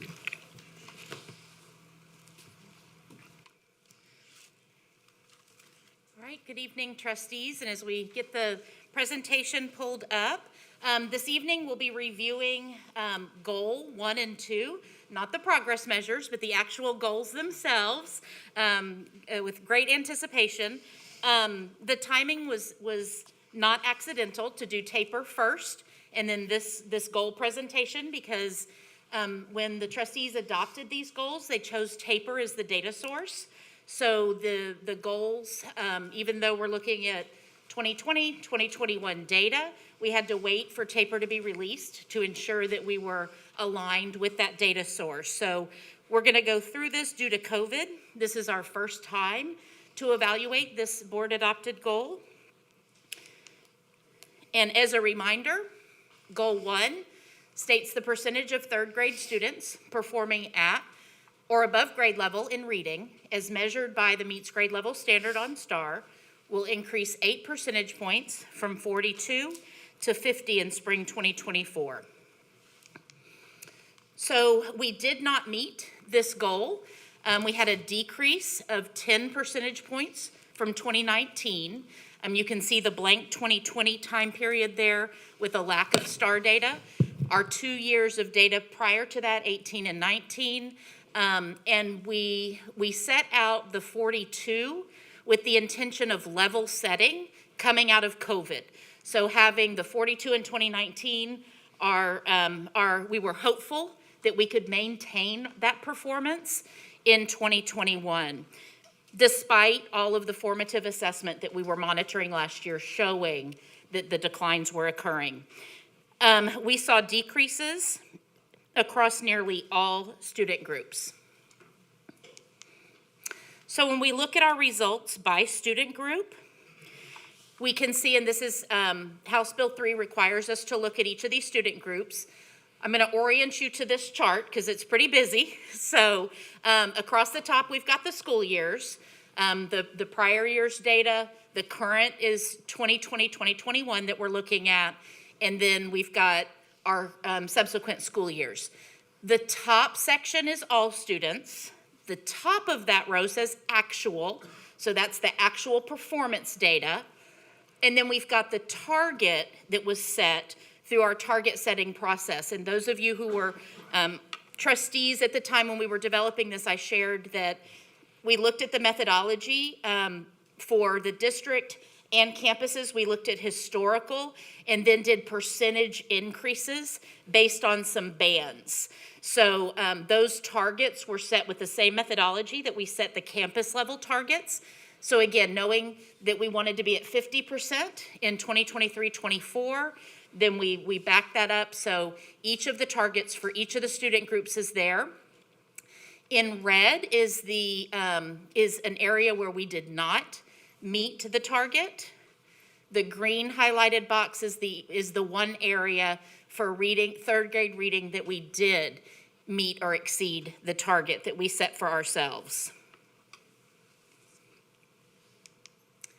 When we look at these additional student groups, again, the same setting of the chart, and we did not meet any of the targets on this slide either.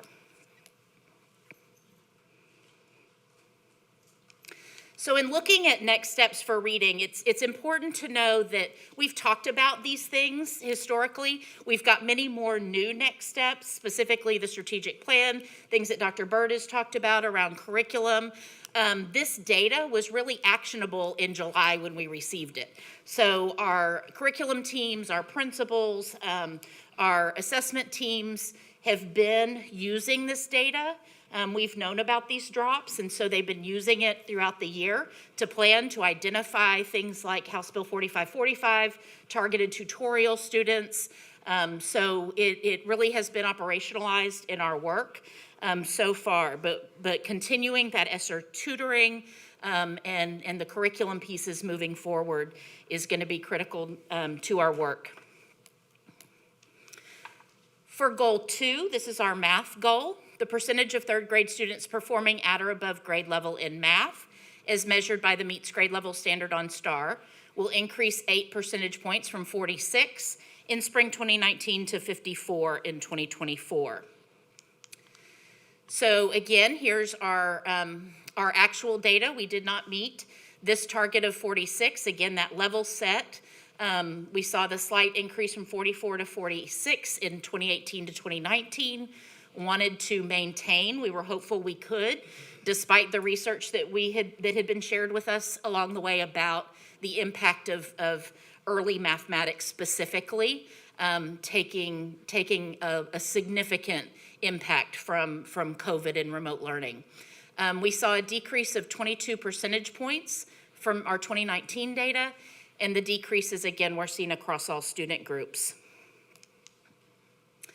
So here is our specific student group data. You can see that we did not meet any of the targets on this slide. And again, with our special population data and our mobile student data as well.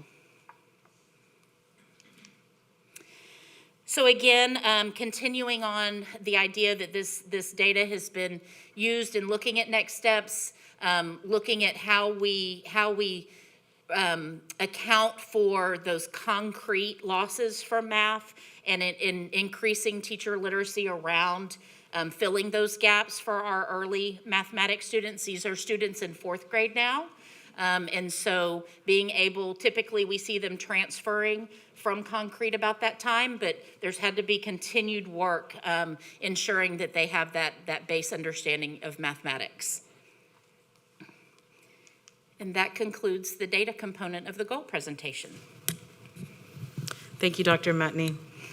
Trustees, please indicate your interest in the queue. Trustee Wade. Thank you, Dr. Matney.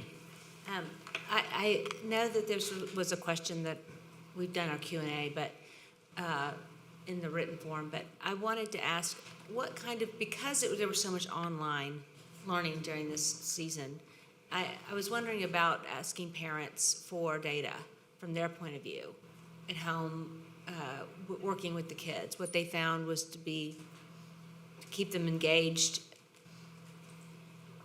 Sorry. So I just wanted to know if y'all planned to do that or if that was part of the protocols. Just seems like that would be the best person to know how the kids perform, their attention span to what they were learning. Dr. Maddie? Yeah, so that's a great question. We didn't ask specifics around specific content. We did survey parents several times during the course of the initial COVID pandemic and then that last school year as well, the hybrid learning. But we didn't ask them specifically around math. We asked them questions around the learning experiences. We asked them questions about what was going well. We asked them questions about what resources they needed. But specific to these two content areas and really getting down to grade levels, we didn't get that granular. Okay, thank you. Mm-hmm. Oh, that's great. Did you have other questions? Oh, no, I'm sorry. That's all. Thank you. Trustee Bluford Daniels. Thank you, Dr. Meddy. You mentioned about we did not meet our targets, and Trustee Wade mentioned about the online learning engagement and the problem too with that sometimes with the online learning engagement. For instance, in my district, we have a lot of grandparents and great-grandparents raising their children, and they can't even operate the computers. So using it as a entry to one of the points I wanted to make was, or questions I wanted to ask, are we still utilizing a helpline for the students in the daytime or in the evening that they can use? We did that last year with COVID. No, I think that was specifically, we actually did that in my last district as well. That was specifically during COVID, and I don't think that's something that's in place now. Now, we do have tutoring services that are happening in the evenings for several of our kids, but the helpline is not something that we currently have in play. And that makes sense by the tutoring service, but I just wondered too, if we could have an additional bunker, basically, so that people could have a number to call, if they needed assistance. They might not get assistance right that same day, but perhaps the next day, so that you'd know specifically where they were having a problem. Just a thought, as Trustee Wade asked that question. So on page 4, reading, let me ask my questions right quick. Page 4, reading, results by student groups, and the target obviously is 42%, yet the economically challenged disadvantaged are at 35%, which is 7 points below the target. And why is the target for African American children 29% versus 39% and 69% for others? Dr. Manning. So we set these targets based on historical data points for these specific student groups, and looked at the percentage of increase in order to achieve that ultimate 50% for all third grade students.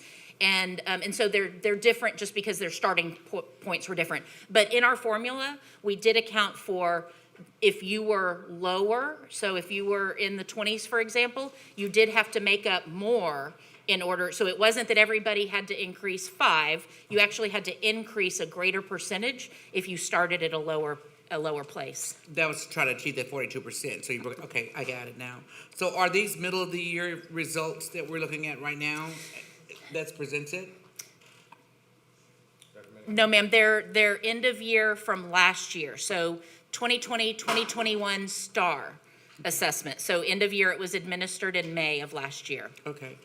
And the same would be applicable for the other questions that I had down here. I think you've already answered it with my last question, so thank you. Trustee Hernandez. Thank you, Dr. Matney. I have sent this in as a request before, but I would like to see the Hispanic student data separated by those who test in English and those that test in Spanish, because there might be, I don't know, I haven't seen the data, a big difference in those, right? And then when you average them out together, they might be doing something with data, right? So if we could get that separated out, maybe on a different slide, I don't know if you can put it in here, because I know this comes from TA, right? Yeah, so TAPER does not separate the data out that way. Could we So do it though? if we used our own internal sources, we'd be able to separate it out that way, but the TEA does not for this purpose. I would like to see it that way, so that we know where, if we have deficiencies in one place or the other.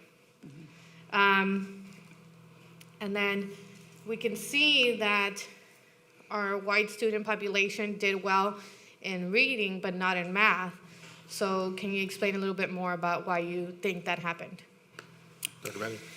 Yeah, so we talked a lot about this internally, and there could be many factors. So remember, participation rate plays a really big piece in all of these data components. And our campus that has the largest percent of white students is our Texas Connections Academy, and they had a very low participation rate. So that could skew this one way or another. Now, it would skew it for both math and reading. And in math, what we really believe happened is math went down across the board regardless because of that concrete learning component and those individualized third grade standards that are very segmented in third grade. So that's what we've come up with without going into an incredibly deep, labor-intensive dive into who really learned remotely, which is a year-long program evaluation.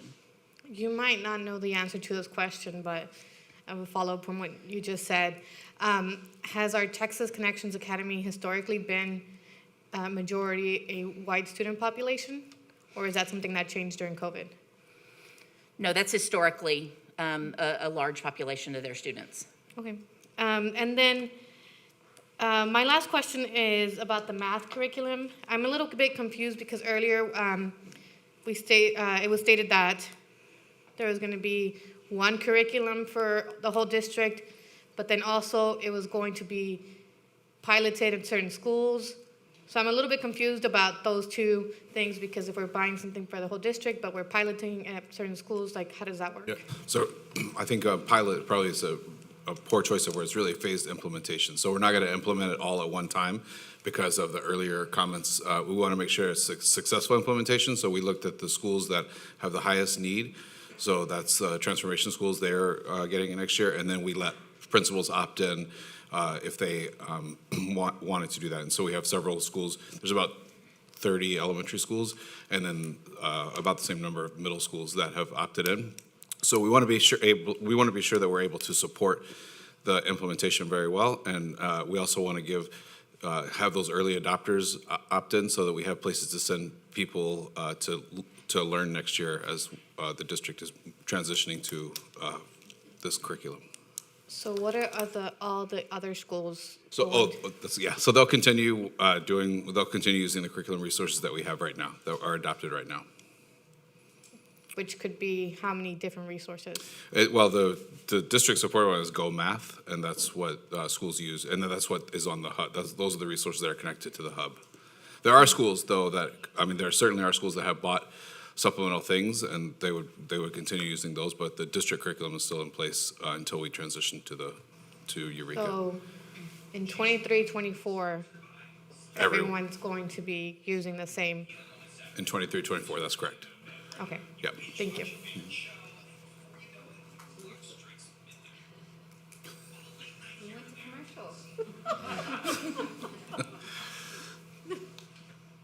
Thank you, that's all.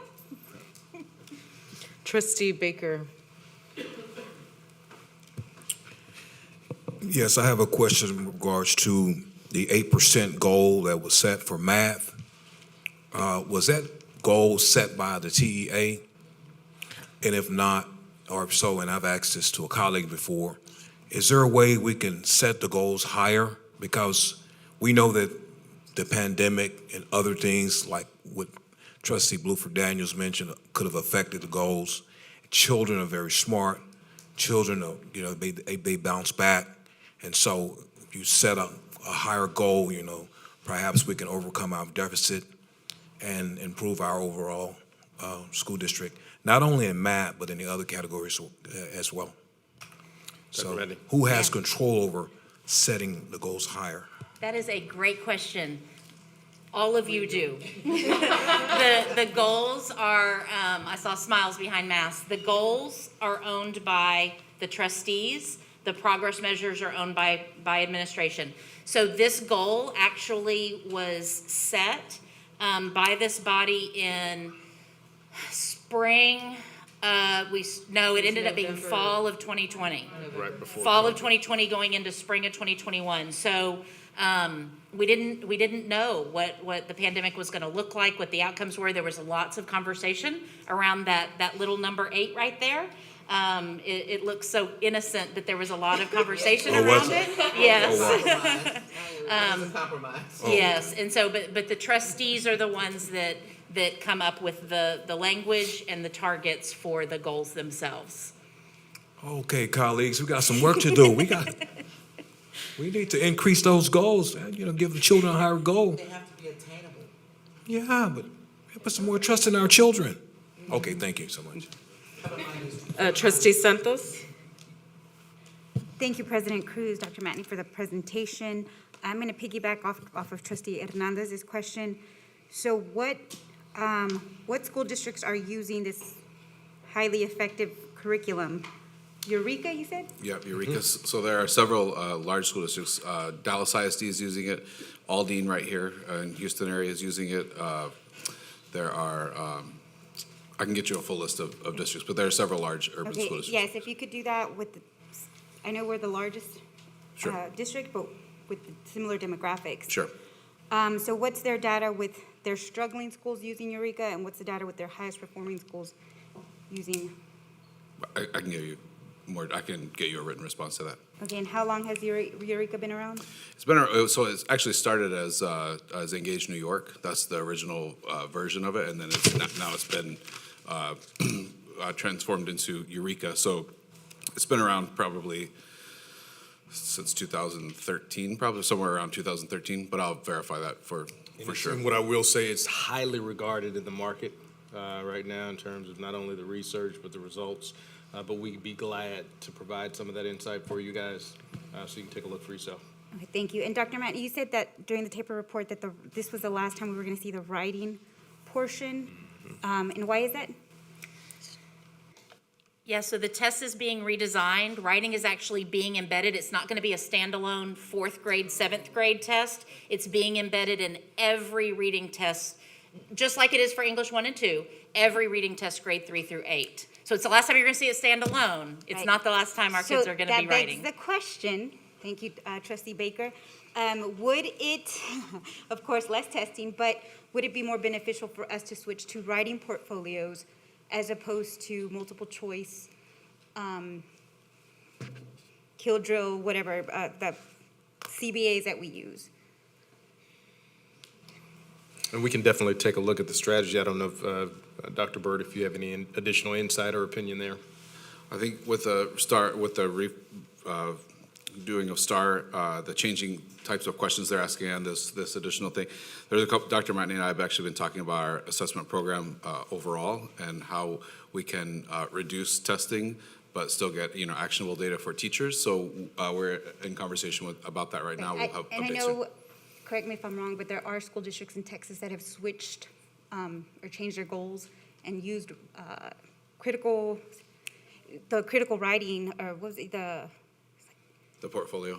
yes, they've used the portfolio and it has improved test scores, but also it's like boosted their college enrollment, and it's just more practical. I mean, writing's a lot like reading. The more you do it, the better you get at it. So, a portfolio approach in a lot of ways does make sense. We can talk more about that. Awesome. Thank you so much. Okay, I have some questions. So if we can go to the chart with the different student groups, please. For reading or math? Let's do reading first. Okay. So looking at this, we talked about the white students. Curious about what your analysis is. Like Asian students had a huge drop and they tended to trend higher. Just curious what the analysis is there. Yeah, so we've talked a lot about each of these data sets, and there were lots of surprises with it. It really could be any number of factors.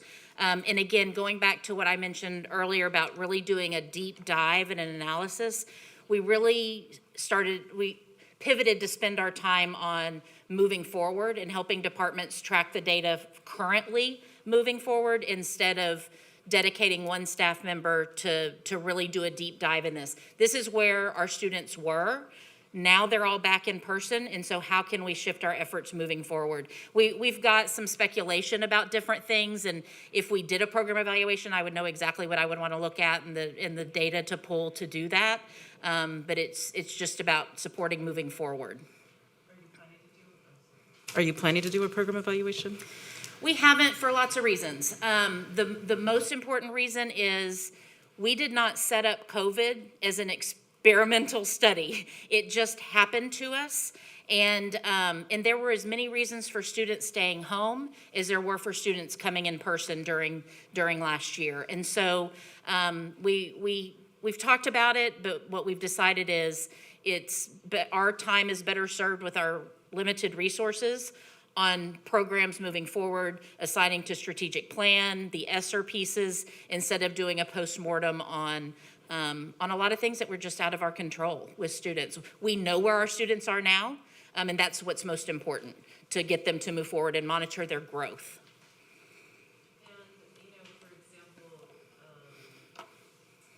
African American students, had a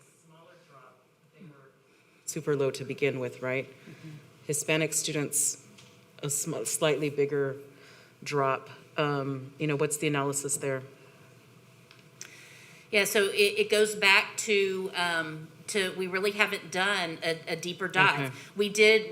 We really dug into those smaller drops versus the larger drop, like that Asian drop. And again, we saw with our Renaissance data that in some of the results last year, students who were learning at home were doing better than students who were in person, as measured by Renaissance at that time. So there could be a lot of different factors to that, and we just have not pinpointed it. So, and it sounds like you've answered this question, but I just want to be sure. So everyone that took STAR took it in person, correct? That's correct. But the students weren't necessarily attending school in person. That's correct. So if a student attended in person, they were administered the STAR exam. If they were remote, they were not required to come in and test. The exception we see with our participation rates, we saw many high school students taking EOCs who were learning remote come in to test because it's a graduation requirement. And it's tied to a course they're taking right then, so they wanted to test as close as possible to the content. But our middle school participation rates were some of the lowest we saw. And what about for third grade reading? That participation rate was 75% for English and 80% for English and Spanish combined. In contrast, it was 90% for the state. What was the second number? 80% was English and Spanish tests combined. Oh. So I guess my question is, out of that group of students that took the test, do we know what percentage was learning in person during the school year, or at least, like, let's say even half the school year? Have we disaggregated the data that way? We have not disaggregated that way, again, just because of spending effort to move forward, but we have those data sets to look at. Okay. And the reason I ask is, I mean, I know you're saying it's like post-mortem and you want to look forward, but to me, we shifted so fundamentally how we learn during COVID, and then we kind of just came right back to what we'd been doing. And for some kids, virtual, that kind of learning actually really worked. I mean, I don't think it's a big percentage. And so just really curious to see that data disaggregated if you ever do dig in. And then in terms of the math, if we can go to the math chart for the same. So obviously much bigger drops. You talked about the concrete learning, math versus reading. Can you dig into that a little bit, what that means? You want to do that? Dr. Burke? So I think that's one of the reasons that we're actually moving to this curriculum, is because instead of just teaching procedural fluency, which is important for kids to know their math facts, but for really to understand the underlying concepts that will help students in the long run learn math concepts and be mathematicians for beyond just the STAR test. And so what we see now in schools is there's lots of time spent on preparing for the test, because for accountability reasons, and that's why we're moving to a conceptual-based teaching firm, so that kids are actually learning, internalizing the concepts of mathematics, which will help these scores, and that will bring all those votes up. It will raise all the votes. Thank you. And then just back to the slide, I keep looking like if I have the slides in front of me, the one about the reading program, the phonics program. So the students that took this test were third graders in 2021. Oh, well, second round, nobody's in there, but thank you. Good point, sorry. Oh, yeah, very good point.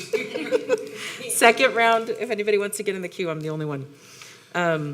So the really great reading program, have the students that took this test in 21, did they have this phonics program when they were younger?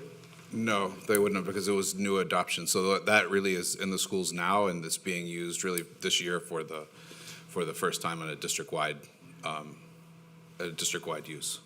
So these students would not have had that before. Okay, so this really great reading program is now, and then we started the reading academies, HB3 reading academies, the prior school year. So what is your projection for the students that have both of these programs by the time they get to third grade? Dr. Madney? I mean, hopefully, I mean, the goal is, because this is systematic phonics instruction, that will help close some of those learning gaps, and so we'll see increased achievement. We need to make sure it's implemented with fidelity district-wide. That's really important to get the result. So, I don't know if you have anything to add. Yeah, no, that's exactly it. And then the reading academies didn't start with third grade, and so we started it younger, and so phasing up, they'll have that accumulation with that entry group of students. So both of those working together and ensuring that fidelity, monitoring that is will all yield to higher results. So this phonics program is for what grades? It's K through 3. K through 3. Yeah. So if the reading academy started in kinder, so the students that are now in second grade or first grade would have gotten that? Second grade. Second grade. And then the students, so the students K through 3 are getting this year? Really great reading, yes. Okay. And is it, I'm assuming, but I want, evidence, is this research-based, like, is there data that shows that this actually moves the needle for students? Yes, and I can get you some information in writing about that. Yeah, that'd be great, and I'm very encouraged to see that we're using phonics. I think those are, one last question. What percentage of students took the STAR in 2019 as compared to the 2021? Participation rates, I don't have that exact number. It's always above 95%. So it hovers about 98, 99%. You've got rare instances of students being absent for the test that contributes to that, but it's federal law requires us to be at 95%. It's part of one of our domains in our accountability system, and we rarely, for any student group, go below that.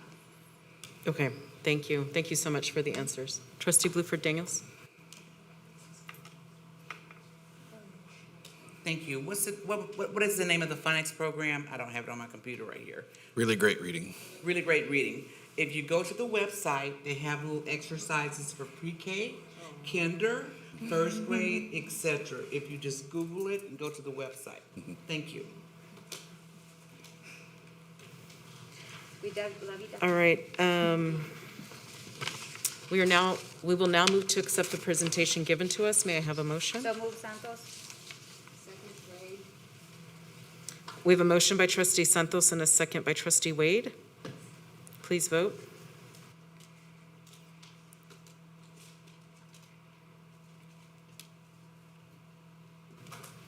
Seven, 4-0 again, 8-4, 0 against, 0 abstentions. Our next order of business is to consider items to be presented at the regular board meeting of March 10th, 2022. As a reminder, trustees, everyone had an opportunity prior to this meeting to submit questions to the administration. The Q&A document was sent to all trustees via email, is in your SharePoint under March board meeting documents, and has been posted on the district's website. Ms. Jones, did you get any emails? Okay.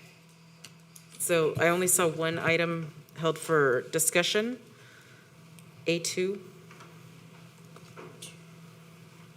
We can move on because it's been answered from that I had. I had the question, it's been. Perfect. All right. Dr. Matney answered it. All right, no discussion of agenda items? Okay. La próxima reunión de la mesa directiva será el 10 de marzo. Our next meeting is our regular monthly meeting on Thursday, March 10th, 2022. With no further business to discuss, the board is now adjourned at 7:12 p.m. on March 3rd, 2022. Buenas noches.